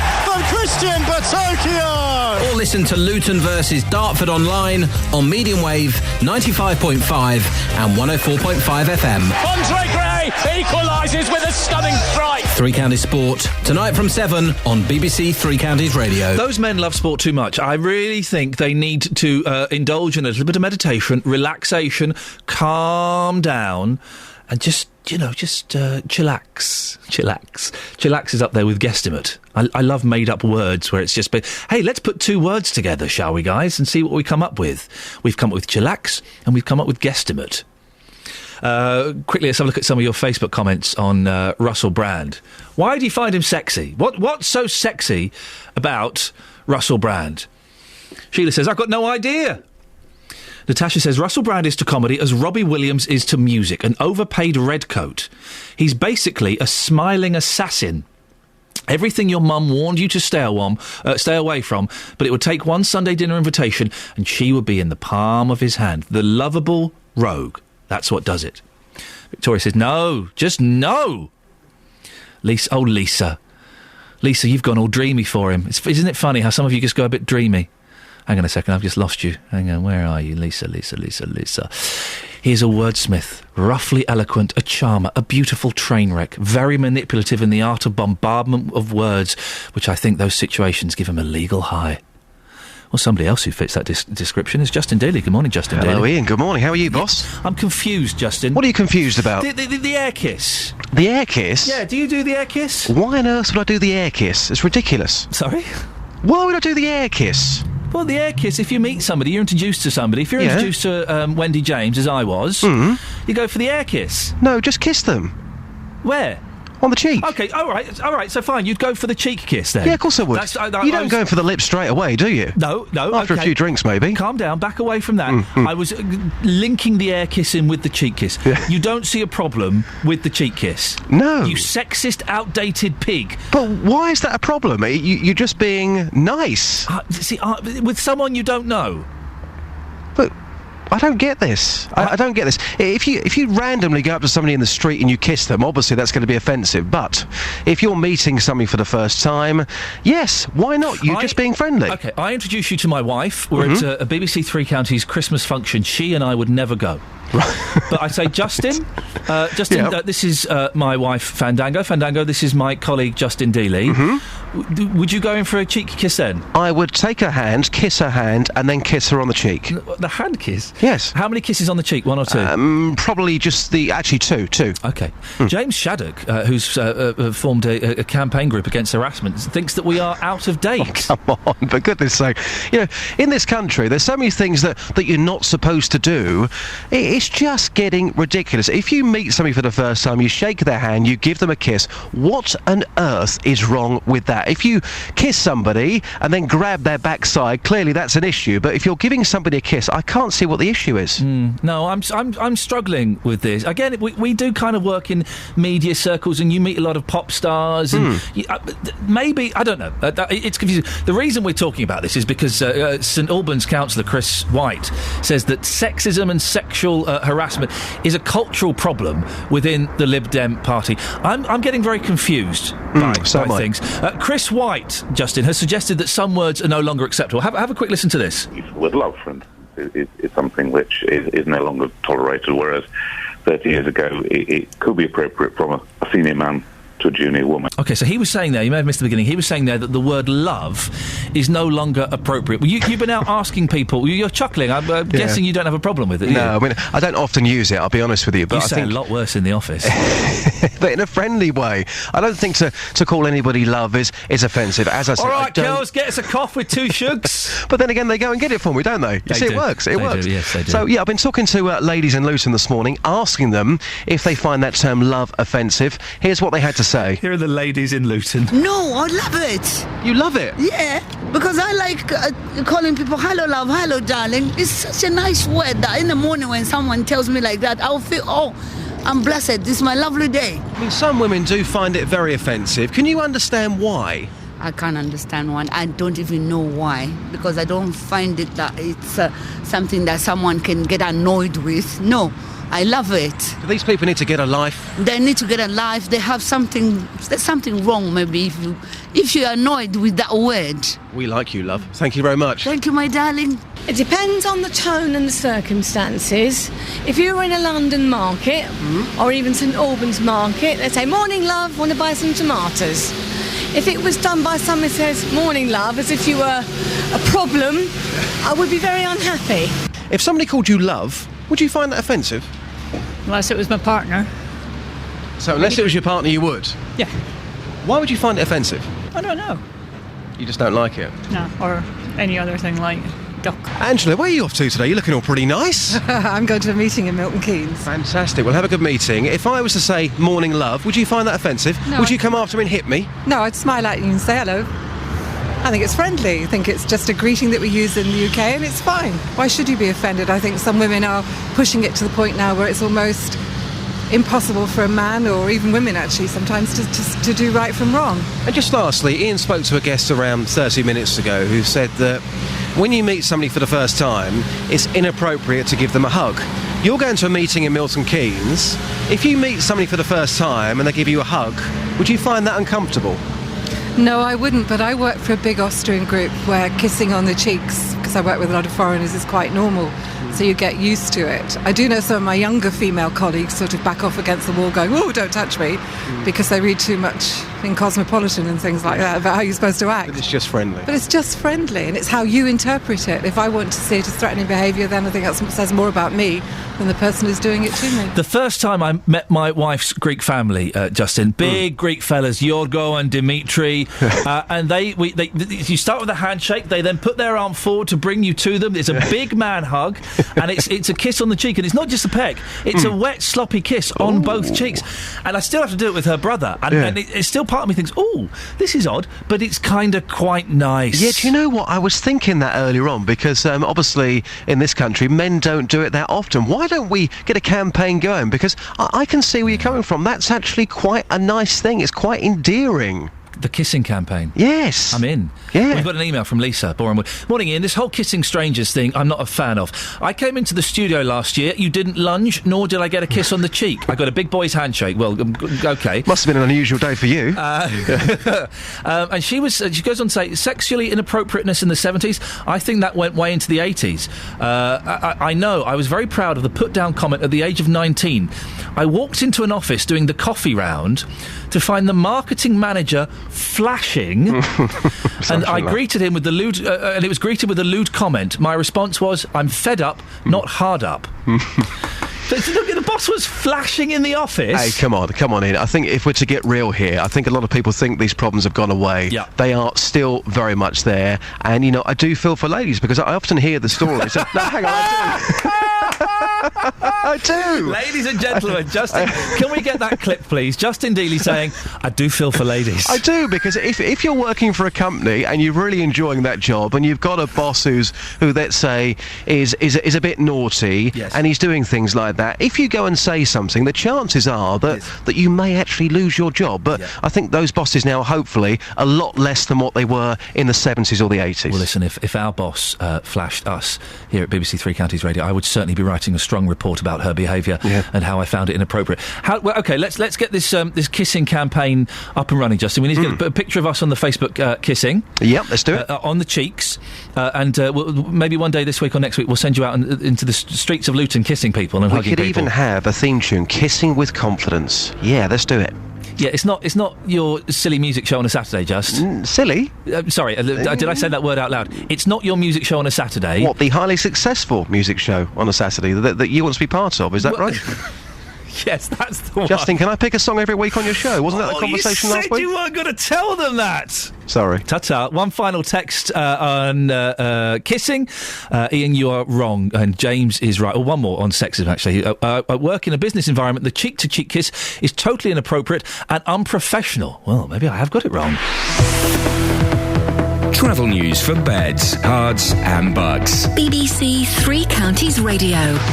M25 anti-clockwise, still pretty slow into the roadworks, Waltham Abbey to Potters Bar. As you go round further anti-clockwise, you'll find some delays at Maple Cross to the M40, and clockwise actually starting to get busy through the roadworks now as well this morning, past South Mims, the A1M. A10 Cheshunt, slow from the Great Cambridge Road toward College Road. In Enfield then, other side of the M25, there's an A10Q from Turkey Street to the M25. A40 in High Wycombe, looking very busy at Marlow Hill. The A41 in Watford. As you come down to the M25 at Kings Langley, there's a delay. And we've still got this burst water main in Watford. Exchange Road northbound, the A411. Through the one-way system just after Market Street, causing some short delays. If you're heading into London, A1, Boreham Wood southbound, Holiday Inn to Mill Hill. It's slow, as it always is, but there's a broken down car at Apex Corner as well. Adam Glynn, BBC Three Counties Radio. Thank you, Adam. Back tomorrow at 6 o'clock. JVS is up next. There's only one thing I've got left to say. But I do feel for ladies. Local and vocal across beds, hearts and bucks. This is BBC Three Counties Radio. Iain, good morning. Welcome to the JVS show. I'm Jonathan Vernon-Smith. And coming up on this morning's Big Phone-In, would you like to see the Muslim veil banned from some